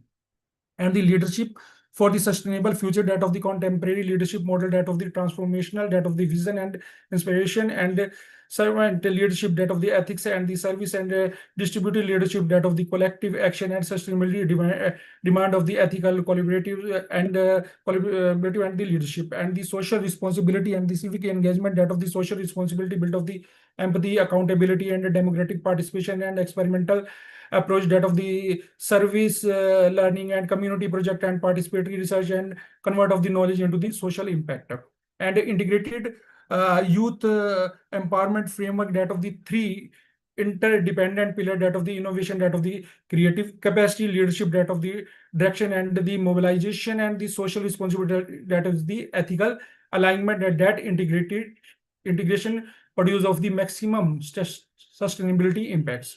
And the multidisciplinary framework, that of the provide of the holistic youth development, interdependence of the core pillar, and experimental and participatory learning, and psychologically empowerment, and institutional inclusion, and sustainability oriented outcome, and youth become of the active architect of the futures. And that of the policy and institutional implementation, that of the education, that of the multidisciplinary curricula and sustainability competencies, and the experimental assessment and governments, that provide of the youth council and participatory platform, and employment, that provide of the innovation and leadership driven model. And Indian context and the national youth did that provide of the current focus on the skill and employability, and gap, that of the ethics and leadership and integration, and Vivekananda vision of the bridge of the character plus competence and innovation plus value, and National Youth Day as a policy and a pedagogical catalyst.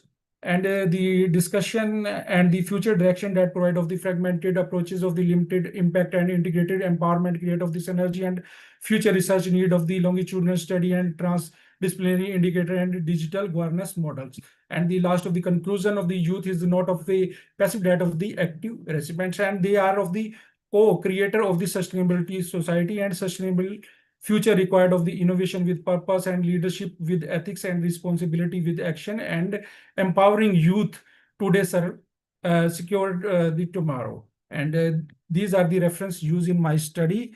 And thank you very much, ma'am. Thank you. Thank you, sir. Thank you, Dr. Jasbir Singh ji. Now, I would like to invite our next. Yes. Okay. If you want to participate, then you may share your screen. And your number is 28. Yeah. Yes, okay.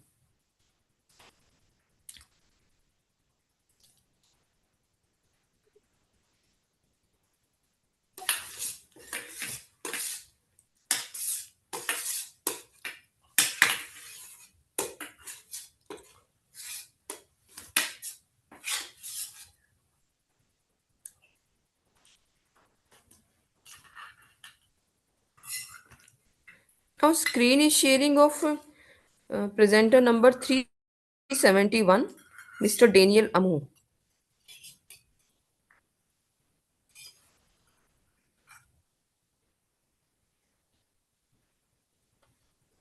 Hello, good afternoon from Ghana. My name is Mr. Daniel Amu, presenting on behalf of my colleagues, Mr. Boache Echampon, Mr. Michael Ejay, Mr. Stephen Bedu, and then Mr. Kweku Victory.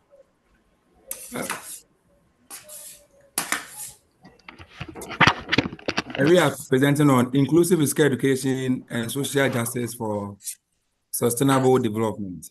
And then we are looking at lived experiences and policy implementations in the central region of Ghana. I hope you can see my screen. Hello?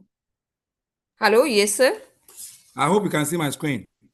No, your screen is not showing here. Oh. Hello, good day. Hello. Hello, yes. Yeah, hello. Yeah, hello. Sorry for this. I thought we were following the serial number before. This presentation already skipped some numbers on the serial number. I thought the last presenter is on serial number 275, but right now the presenter is on serial number 371. We skip like 1, 2, 3, 4, 5, 6, 7, 8, 9, up to like 12 numbers. Are we not in order anymore? That is the question, man. Hello? Hello, yes, sir, you may present. Your serial number is 371, Mr. Daniel.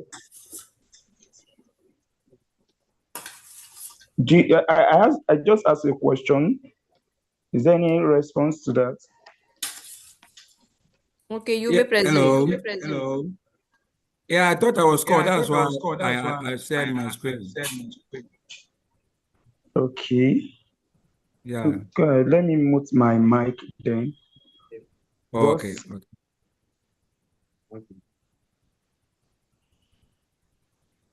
Okay. So as I was saying, our presentation on inclusive physical education and social justice for sustainable development, lived experiences and policy implications in the central region of Ghana.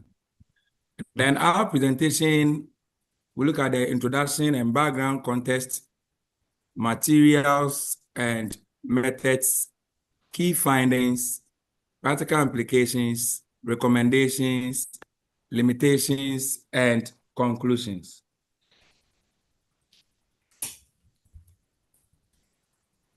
Okay, so Ghana has made its educational policy more inclusive. So research has shown that Ghana has introduced inclusive education in our system.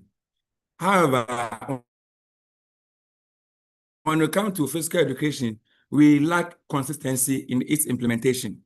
Why are we saying this? When in Ghana, we have earmarked for only 9 schools that are accepted or earmarked as inclusive education schools. But there were about 780 schools are not. But with those schools, we have physically challenged and other disabilities students there.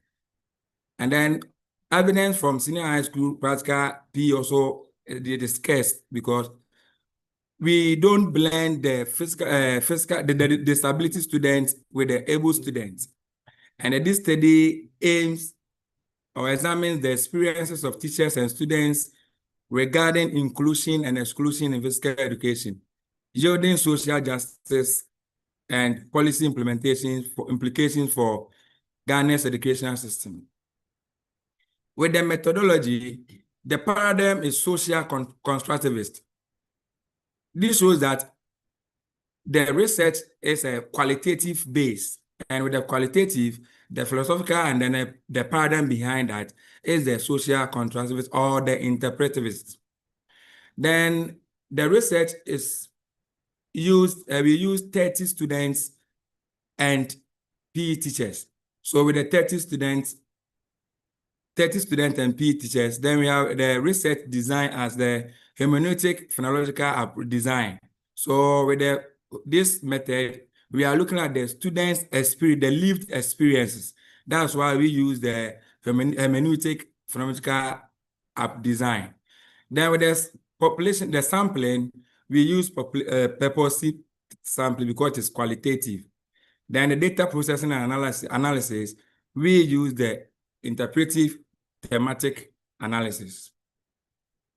With the key findings, we found that, first of all, 4 main themes were emerged in the study using interview and then field notes and then observations. We use these 3 guides so that we can have to conform to the triangulation. So whereby we use 2 or more methods to find to solve a problem. So we use interview, field notes, and then observation. Then with the findings, we found out that inclusion was felt through safe, meaningful participation, that is inaccessible spaces and fast-paced activities often led to exclusion. So you could see that in Ghana, when we are participating in physical or teaching physical education, the space for the students or the disabled student to are not adequate or not favorable for the disabled student. So we both able and then disability student, we all move at the same place, whereby that place too is not accessible because sometimes they have to climb staircases and other going to the field. They have to climb or even descend staircases, but because of their challenges, they cannot go to the field. Also, we found out that inclusion was limited by resource and training gaps. That is, teachers don't have the requisite knowledge to teach the course or to blend the both able and disabled students. Then the third finding is that inclusion raised social justice issues with unequal opportunities, peer uncertainty, and competitive gatekeeping without clear policy report or support. What we are trying to say is that because they have the challenges, the other students and even the students, the teachers don't even include these students, and this one creates exclusion. And then when this happens, they also they are psychologically they go down, and then that is what we found. Then the last one is participants recommended adapted equipment, accessible facilities, strong teacher training, inclusive activity design, and enforceable policies. So the participants also recommended that we should use adapted equipment. That means equipment that can help both the able and disabled students to participate in the class. Then looking at our facilities, as you said, the facility not accessible to the students. So all the facilities should be well accessible for them. Then stronger teacher training. As I said, teachers, they don't have the knowledge or the skills to teach to blend or mix the able and disabled students. So there should be teacher training, more teacher training for them to get that one. Then practical implications. And we should enforce minimum accessibility standards for PE spaces so safety and mobility become guaranteed preconditions for participation. 2, we should provide system level support for adapted equipment and task design so inclusive practice is not left to teacher improvisation. And also, teachers should focus on modification, pacing, cooperative format, and participation-focused assessment. 3, we should teach and structure peer inclusion because peer uncertainty can block shared participation even without openly hostile activities. 4, the last one, we should frame inclusion as a resource system duty, not individual goodwill, because PE is a high visibility space where equity is either enacted or denied through everyday practice. In conclusion, inclusive physical education works best when activities are structured to support participation and peer connection, and this will help students with disabilities feel motivated and included. However, weak facilities, limited adapted equipment, and inconsistent support often produce everyday exclusion, especially in the fast-paced and competitive settings where performance norms and selection practices sidelined some learners. 3, learners' efforts were constrained by limited training and lack of PE-specific guidance, and this leads to improvised adaptations that could not sustain equity. The evidence supports a shift to enforceable system-supported inclusive PE standards with training, peer education, and accountability, which is aligned with national and the SDG commitment. That is SDG Goal 4. Thank you very much. Thank you, sir. Thank you very much. Now, is there any presenter present here? Yes, I'm ready for my presentation. Yes, ma'am. Dr. Benjamin Anabaroni. Yes. Can I go ahead with my presentation? I'm supposed to be the next, actually. Okay, yeah, your serial number is 280, Dr. Benjamin. You may present. Yes, I'm ready. Okay. Thank you so much. Okay, you may present 280. Okay. All right, good afternoon from Nigeria. I'm so honored to be part of this seminar, international seminar, to commemorate the National Youth Day in India. My name is Dr. Benjamin Anabarone, a researcher at the University of Nigeria, Nsukka, and also the Executive Director of Project Green Initiative. All right, please, I will not be able to share my slides, but I will be sharing briefly on this topic that says raising youth eco-billionaires through green entrepreneurship in Africa. Raising youth eco-billionaires through green entrepreneurship in Africa, and I believe that it can also be applied in India and also other parts of the world. Okay, please, how many minutes do I have for my presentation, please? How many minutes do I have? Hello? Am I audible, please? Yes, yes, you are audible. Okay, how many minutes do I have for my presentation? Okay, so let me just go ahead. Okay, African youth are increasingly taking the lead in promoting sustainability initiatives, demonstrating the potential for grassroots movements to drive impactful change. Through systematic literature review and participant observation, this study identifies the role of green entrepreneurship in raising eco-billionaires in Africa, especially among the youths. The concept of raising eco-billionaires through green entrepreneurship in Africa focuses on developing a sustainable and prosperous future by leveraging Africa's natural resources and potential for green technologies. This involves fostering green economies, attracting green finance, and empowering African youth to lead the sustainability revolution.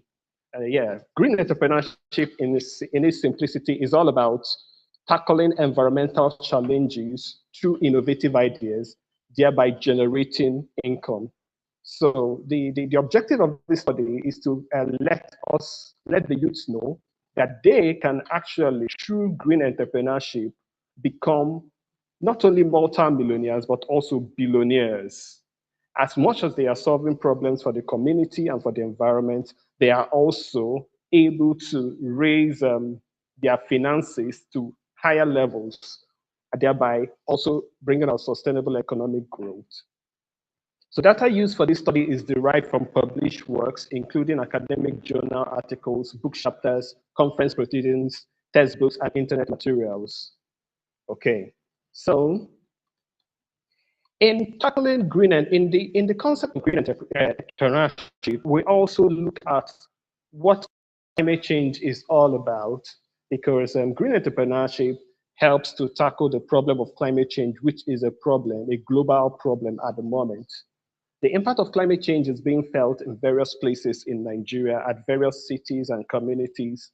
Like in 2025, in May 2025, at the Mokwa community in Niger State, there were devastated communities and led to the loss of lives of over 150 lives and properties worth millions of naira. Climate change also lies the opportunity in green entrepreneurship, whereby when African youth maximize these opportunities, they can actually better their climate change. We have what we call climate change adaptation, we have the climate change mitigation, and we have the climate resilience. All right, so with these can work together towards enhancing sustainable development. Okay, so in raising youth eco-billionaires in Africa, it involves creating a virtuous cycle where green leadership, green entrepreneurship, and green finance drive sustainable development, thereby creating wealth and prosperity while safeguarding the environment for future generations. To foster Africa youth eco-billionaires through green entrepreneurship, we must combine access to targeted green finance and blended capital with human capital development. Yet, Hello, Hello? Yes, Mr. Benjamin. You may short your presentation. Okay, so in conclusion, yes, you may conclude. Okay, yes. In conclusion, green entrepreneurship has a great role to play in helping African youth to become eco-billionaires, thereby enhancing sustainable economic growth in Nigeria. Thank you so much for listening. Thank you so Okay, much. thank you very much. Yes, next is Yes. Hello, man. This is Tunde Rahim. Good day, man. Hello, man. level. I want to Now, I would present like to serial number. request, please shorten your presentation. We have so much short of time.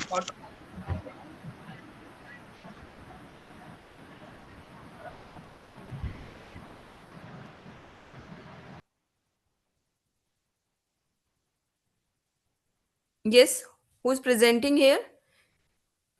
Mrs. I'm Laval? presenting. Rahim Tunde, I'm presenting the paper, serial number 320. I'm presenting.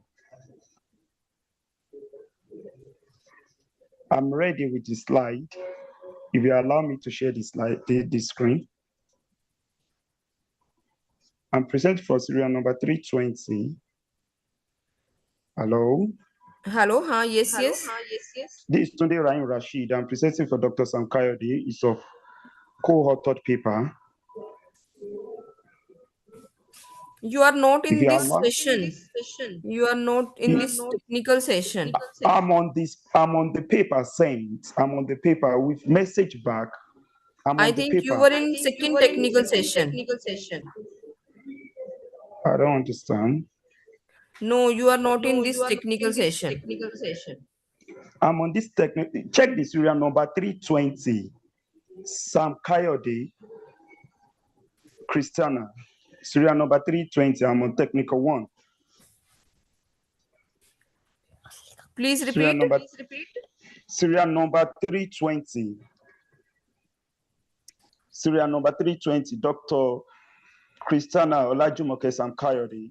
The paper is co-authored with Rahim Tunde Rashid, Aesthetic Dimensions of Mathematics Instruction, a multidisciplinary pathway for creativity, innovation, and technological development. I'm on first technical You may present. session. I think his serial number is 320.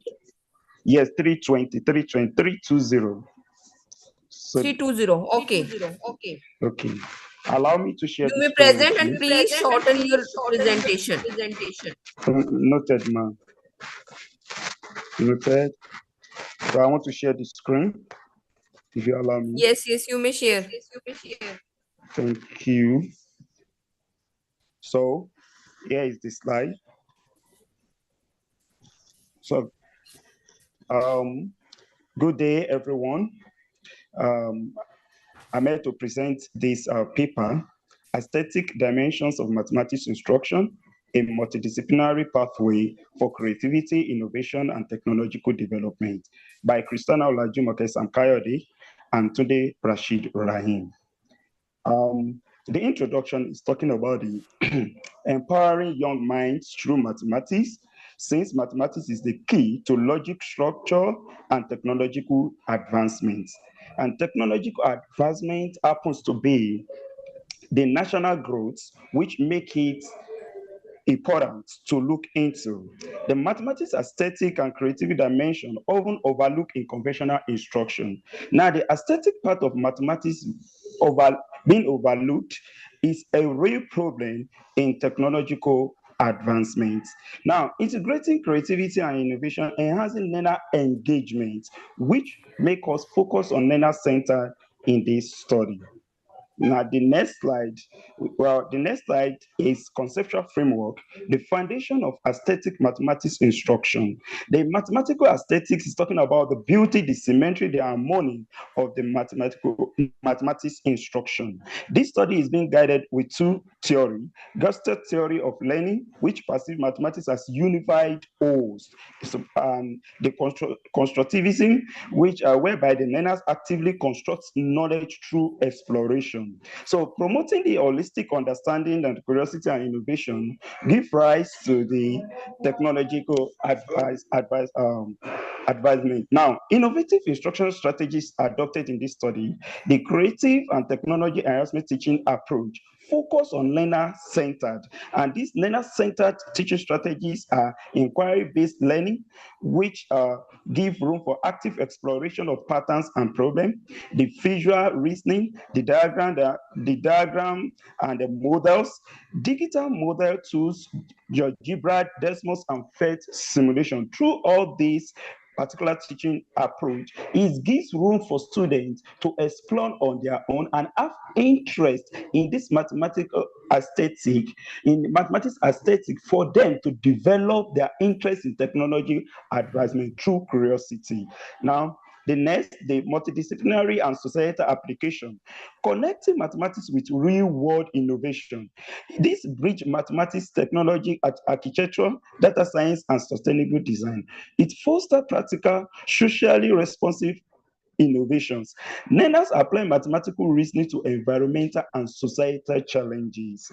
Now, the barriers, the challenges and opportunities, the barriers and pathways to effective instruction. The challenges in these studies, they are the rigid curricula, exam-oriented teaching, whereby they teach for students to just come for exam to test their intelligence quotient, not focusing on their technology advancement. Now, the limited teacher preparation in creative pedagogy, weak policy and institutional support, the opportunities, flexible curricula and interdisciplinary approaches, teacher professional development in aesthetic and technology. Now, the more the training the teacher receive in this aspect will enable them to drive students more on their curiosity, innovation, and creativity. Now, the conclusion and the way forward, empowering learners for sustainable innovation. Aesthetic and creative instruction nurtures curiosity, engagement, and inventive thinking. Now, technology Please enhanced and conclude your that is presentation. the conclusion. Now, the learners become innovative, socially responsible, Please and conclude. technologically competent. That is the conclusion. Now, this now concluded on the teacher development program to enable students to focus on technology enhanced and project-based strategies. Please. Now, thank you for the presentation. Okay.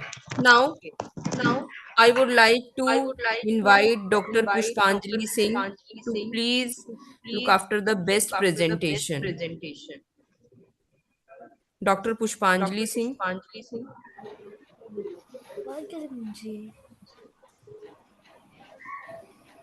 Dr. Pushpanjali Singh.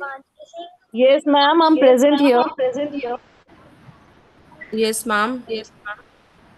Now we have so many presenters. What to do? Do you want to disclose here only? Yes, Present ma'am. Actually, it's already 8:33. No, what do you want? As for me, you want, or you want to conclude the conclusion you want for the presentation? Yes, ma'am. I want to conclude the presentation.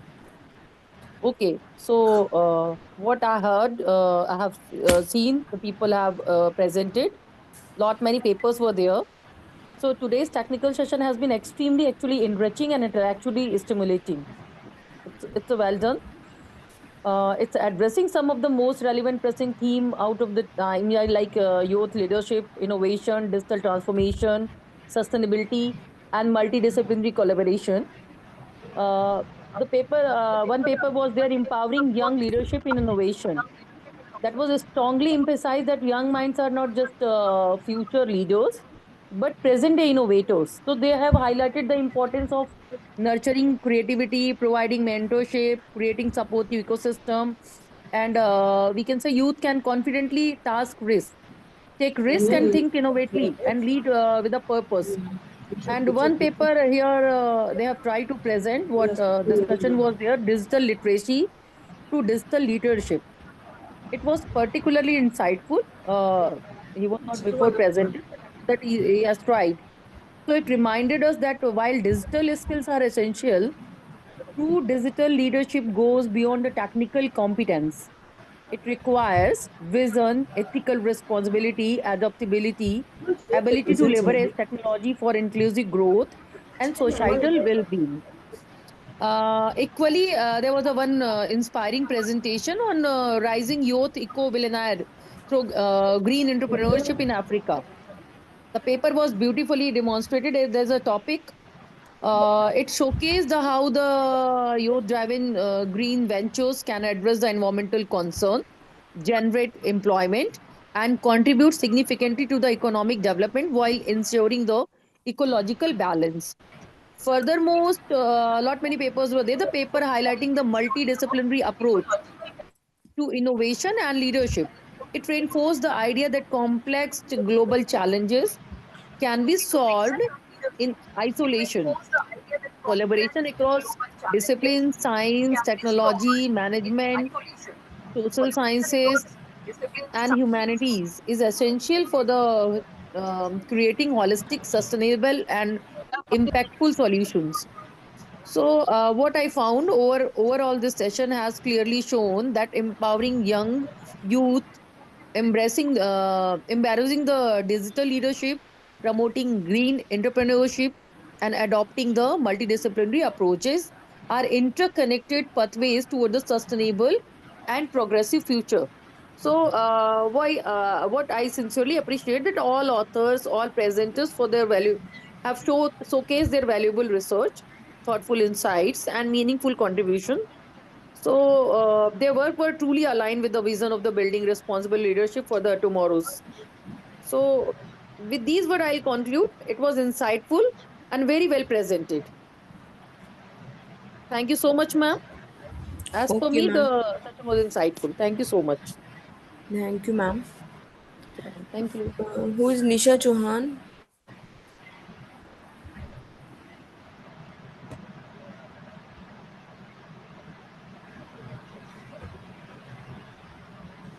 Is there any presentation left?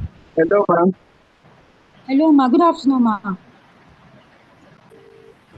Number 362 is here. Good afternoon, ma.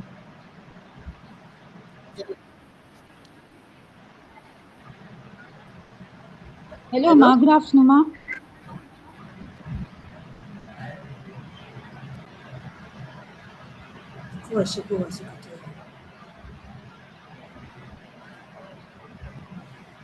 Hello, number Hello, ma. 352 is around. 362 is Hello. 350. Can you progress? 362 is here too. 352 is So here. many Jyoti. 362 is here, ma. Can you hear me? 352 is around. 362. 352.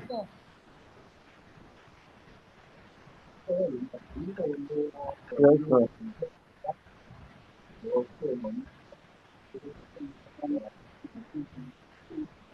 352 is here. Can you hear me? Rajni ma'am. Ha, yes, yes. Ma'am, are you hearing her? Ha, yes, yes. I'm here. So is she allowed to present? Hello? Yes, which serial number is Abhi yours? bio. Ma'am, which serial number is yours? This paper is informed. She's saying This paper is 362. 362. going it for the 362. Okay, ma'am. Okay, ma'am, you may share. Yeah. Yeah, she keeps saying 362. I think you should allow her. Okay, ma'am. Okay.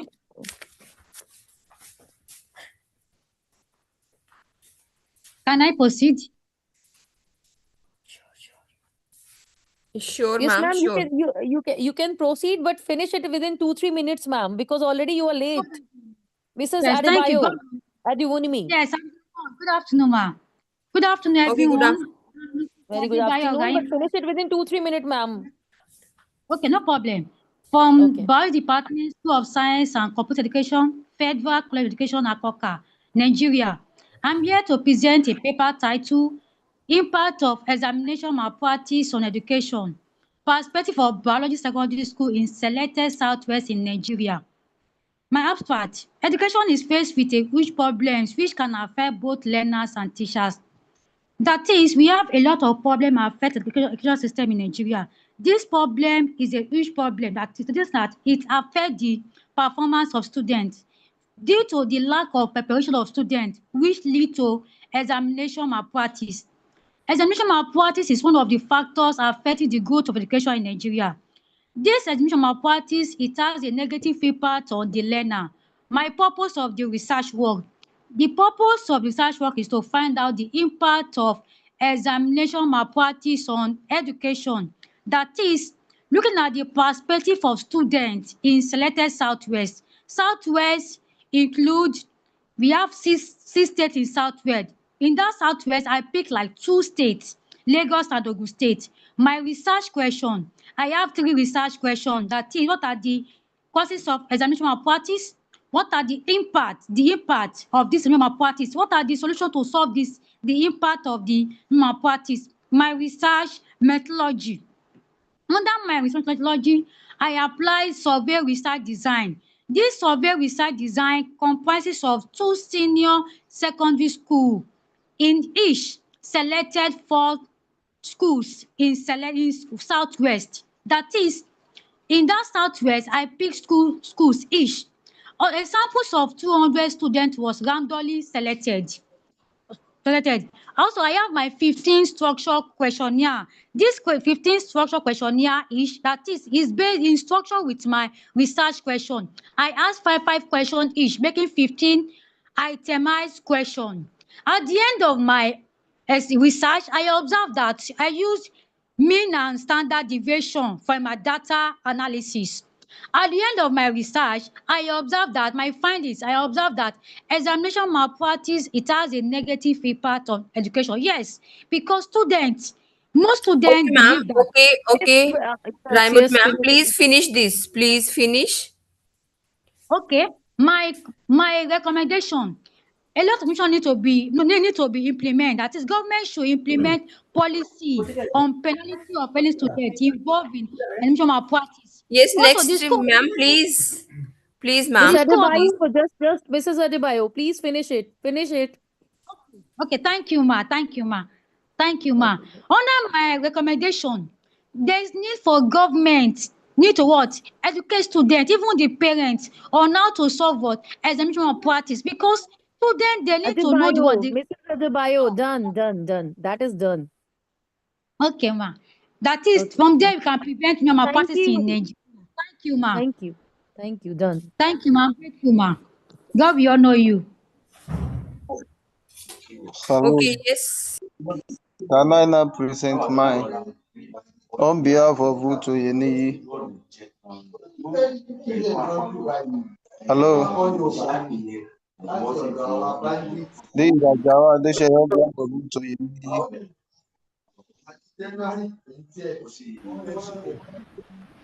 Hello. Ajawa on behalf of Uto Yeni. Can I present?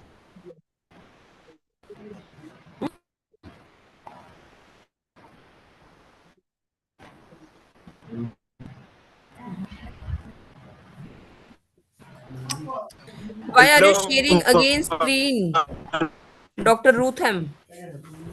All right. Thank you. Dr. Edison. Why are you sharing your screen again and again? Please leave it. Thank you. This is Adeshaye Ajao, sharing with the paper like the integrated culture and school inclusion counseling for family stability. Integrated culture and school inclusion counseling for Ma'am, family stability. Reggie ma'am, Yes. I The think, ma'am, problem of he's taking of 365. the statement is And he keeps across the saying, world, family just are tell him to finish in 2 minutes. under pressure. Okay. All right. Mr. Ruth. Yes, ma'am. Already we are late. You can have only 2 minutes. If in 2 minutes you can you only just conclude your paper. All right. Pushpanjali ma'am, it is already presented. 320. No, ma'am. It's a 365. Okay. Ruth Oyeni is having the 365. floor Ruth now. M. Oy nahi. Yes, yes, ma'am. Ruth, Mr. Ruth, you don't have time. So much time you are not having. So in 2 minutes, if you can do, you just finish it. Within 2 minutes All right. only. Rajni ma'am, I'm All sorry, right. but Thank just you. tell him you. All right. So the problem of the research is that families are under pressure from social, economy, and cultural status. Why You Christian just come on the counseling has been conclusion central. slide. Mr. Ruth, Yes. only come on the conclusion slide. Okay. Ma'am, it's a 365. Ruth M. Oi nahi. I'm the one talking already. Hello. Hello, man. Okay, Mr. Ruth, please present Dr. Gupa. Oh, well, that's what I've started doing. All right. Integrating culture and faith with Hello? Christian counseling. 552 is on the line. That's that one. It's on the Hello? Hello. 552 Are is you with on me the now? line. I think I have the floor to present now. So the problem statement is family and cause No. are having increasing pressure from social, economic, and cultural stage. Why Christian counseling has been central to supporting family stability. You cannot present. Family models are shaped after Western cultural assumption. And in African countries like Nigeria, family is deeply rooted in communal, relational, and cultural embedded society. Oh, So how many this they are study is presenting? carried out among all 100 Not many people are. counselors who are in Nigeria. And the result of the study explore cultural sensitive Christian counseling, how it enhance family stability, and upholding biblical conclusion and cultural heritage. So the purpose of the study explored the relationship between faith and dynamics. Then the study went further for theoretical and cultural framework where we look at the African communalism and biblical, how they can Mr. be Ruth, integrated Mr. Ruth, together. Mr. Ruth, Hello. last slide conclusion. All right. So Yes. the conclusion and the takeaway is faith and culture must work together in Christian counseling. Faith and culture should work together. The study showed that Christian counseling achieves the best outcome when faith and culture are integrated. Respecting cultural norms and applying biblical principles leads to stronger, more resilient family. And going forward, research to examine how this integration work in other multicultural settings to further validate and refine counseling practices. Thank you. Thank you so much. Thank you so much, Mr. Ruth. Thank you, sir. Now, Dr. Gupa, you may present. Everybody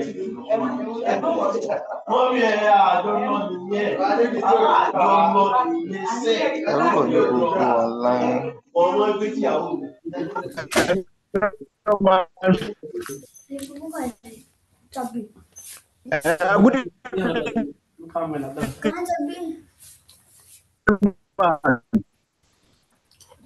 Dr. Subbu address.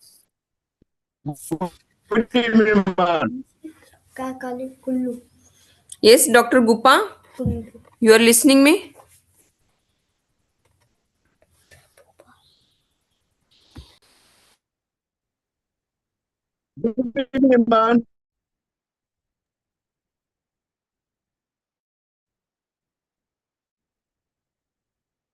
Hello. Dr. Soibu address Gupa. Hello. Doctor. Hello. Yes, Dr. Shubhru address Gupa. Yes, Mr. Idris.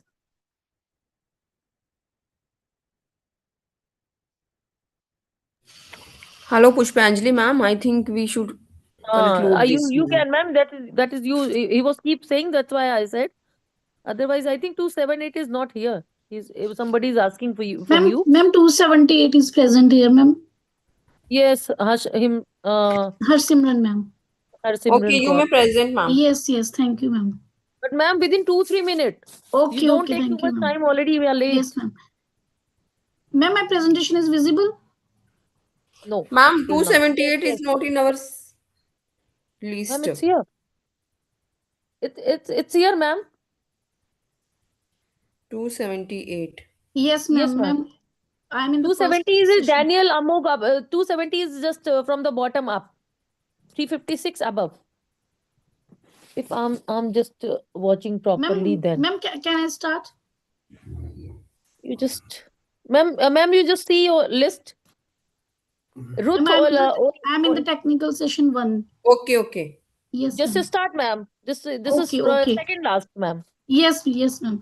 So my topic is transforming classroom learning, the synaptic model of teaching, influence of higher order thinking skills among elementary students. I am the presenter, and my co-author is Dr. Kamalpreet Kaur. So synaptic is an educational model of learning which helps to... Harsimran, ma'am. Yes, ma'am. Ma'am, just do one thing. You just take 2-3 minutes for 1 minute for the introduction, then come on the conclusion.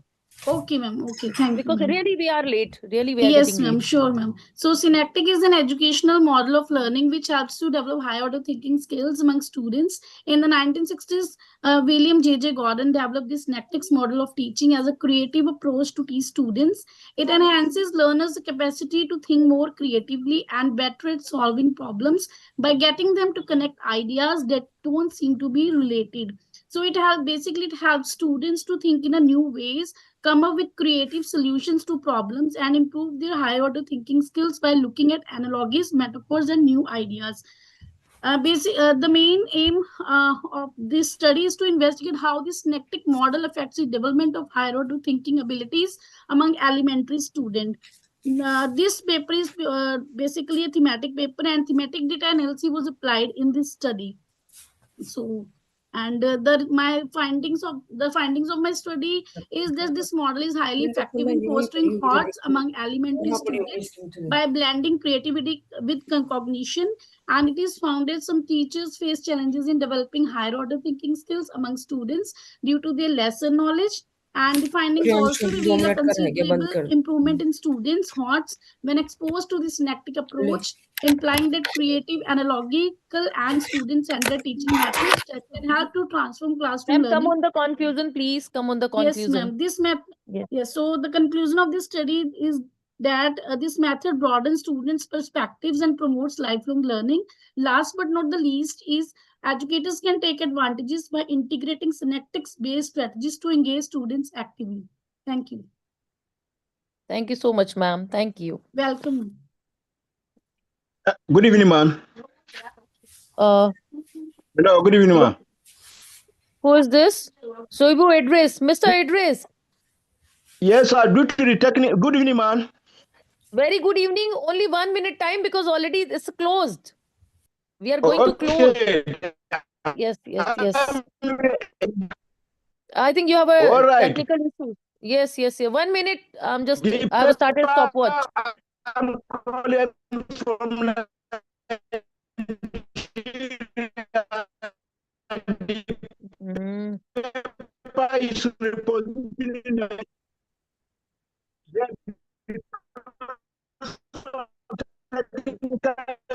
I will not be able to share my screen.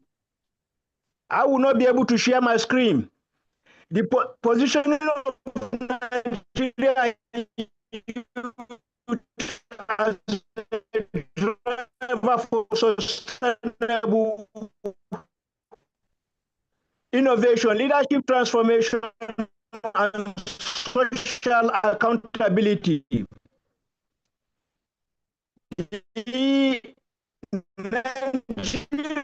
has one of the youngest population in the world, and this demographic reality present both an opportunity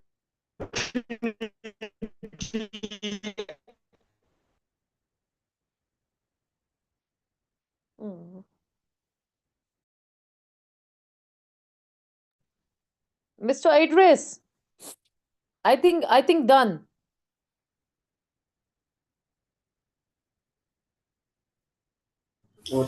Yes, Dr. Pushpanjali, I think we should I'm done. conclude. Yes, ma'am. You conclude, ma'am. I think he is done. He has said whatever he want to say. Yes.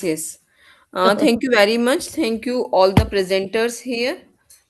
I think you cover all the topics related to the topic, like digital literacy, empowering youth for a sustainable future, empowering youth minds for a sustainable future, evaluating the effectiveness of blended learning approach, sustainability, and different criterias as related to this topic.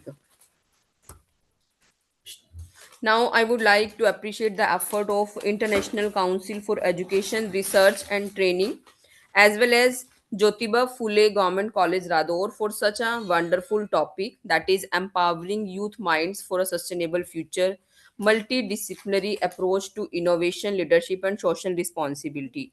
And I would like to thank all the organizers for this wonderful opportunity, and all the presenter here, that uh, which is the today's approach to maintain our environment, to sustain the uh, to sustain how to sustain our environment growth. It may a topic of that today's need. So I would like to thank you all, thank you very much, organizers. Thank you so much, everyone. Good night. Good night to all. Good night, everyone. Good night. Good night.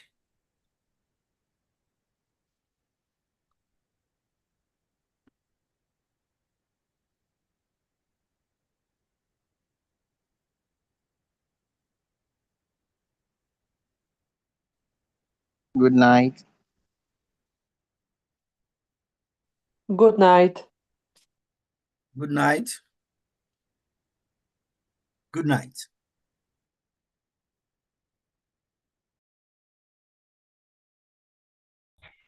Good night, everyone. Good night. Good night. Good night.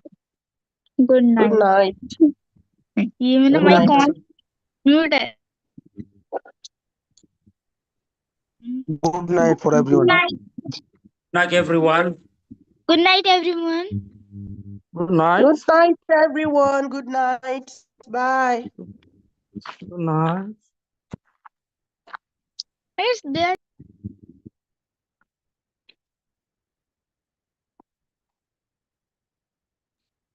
Good night, everyone. Good night. Night.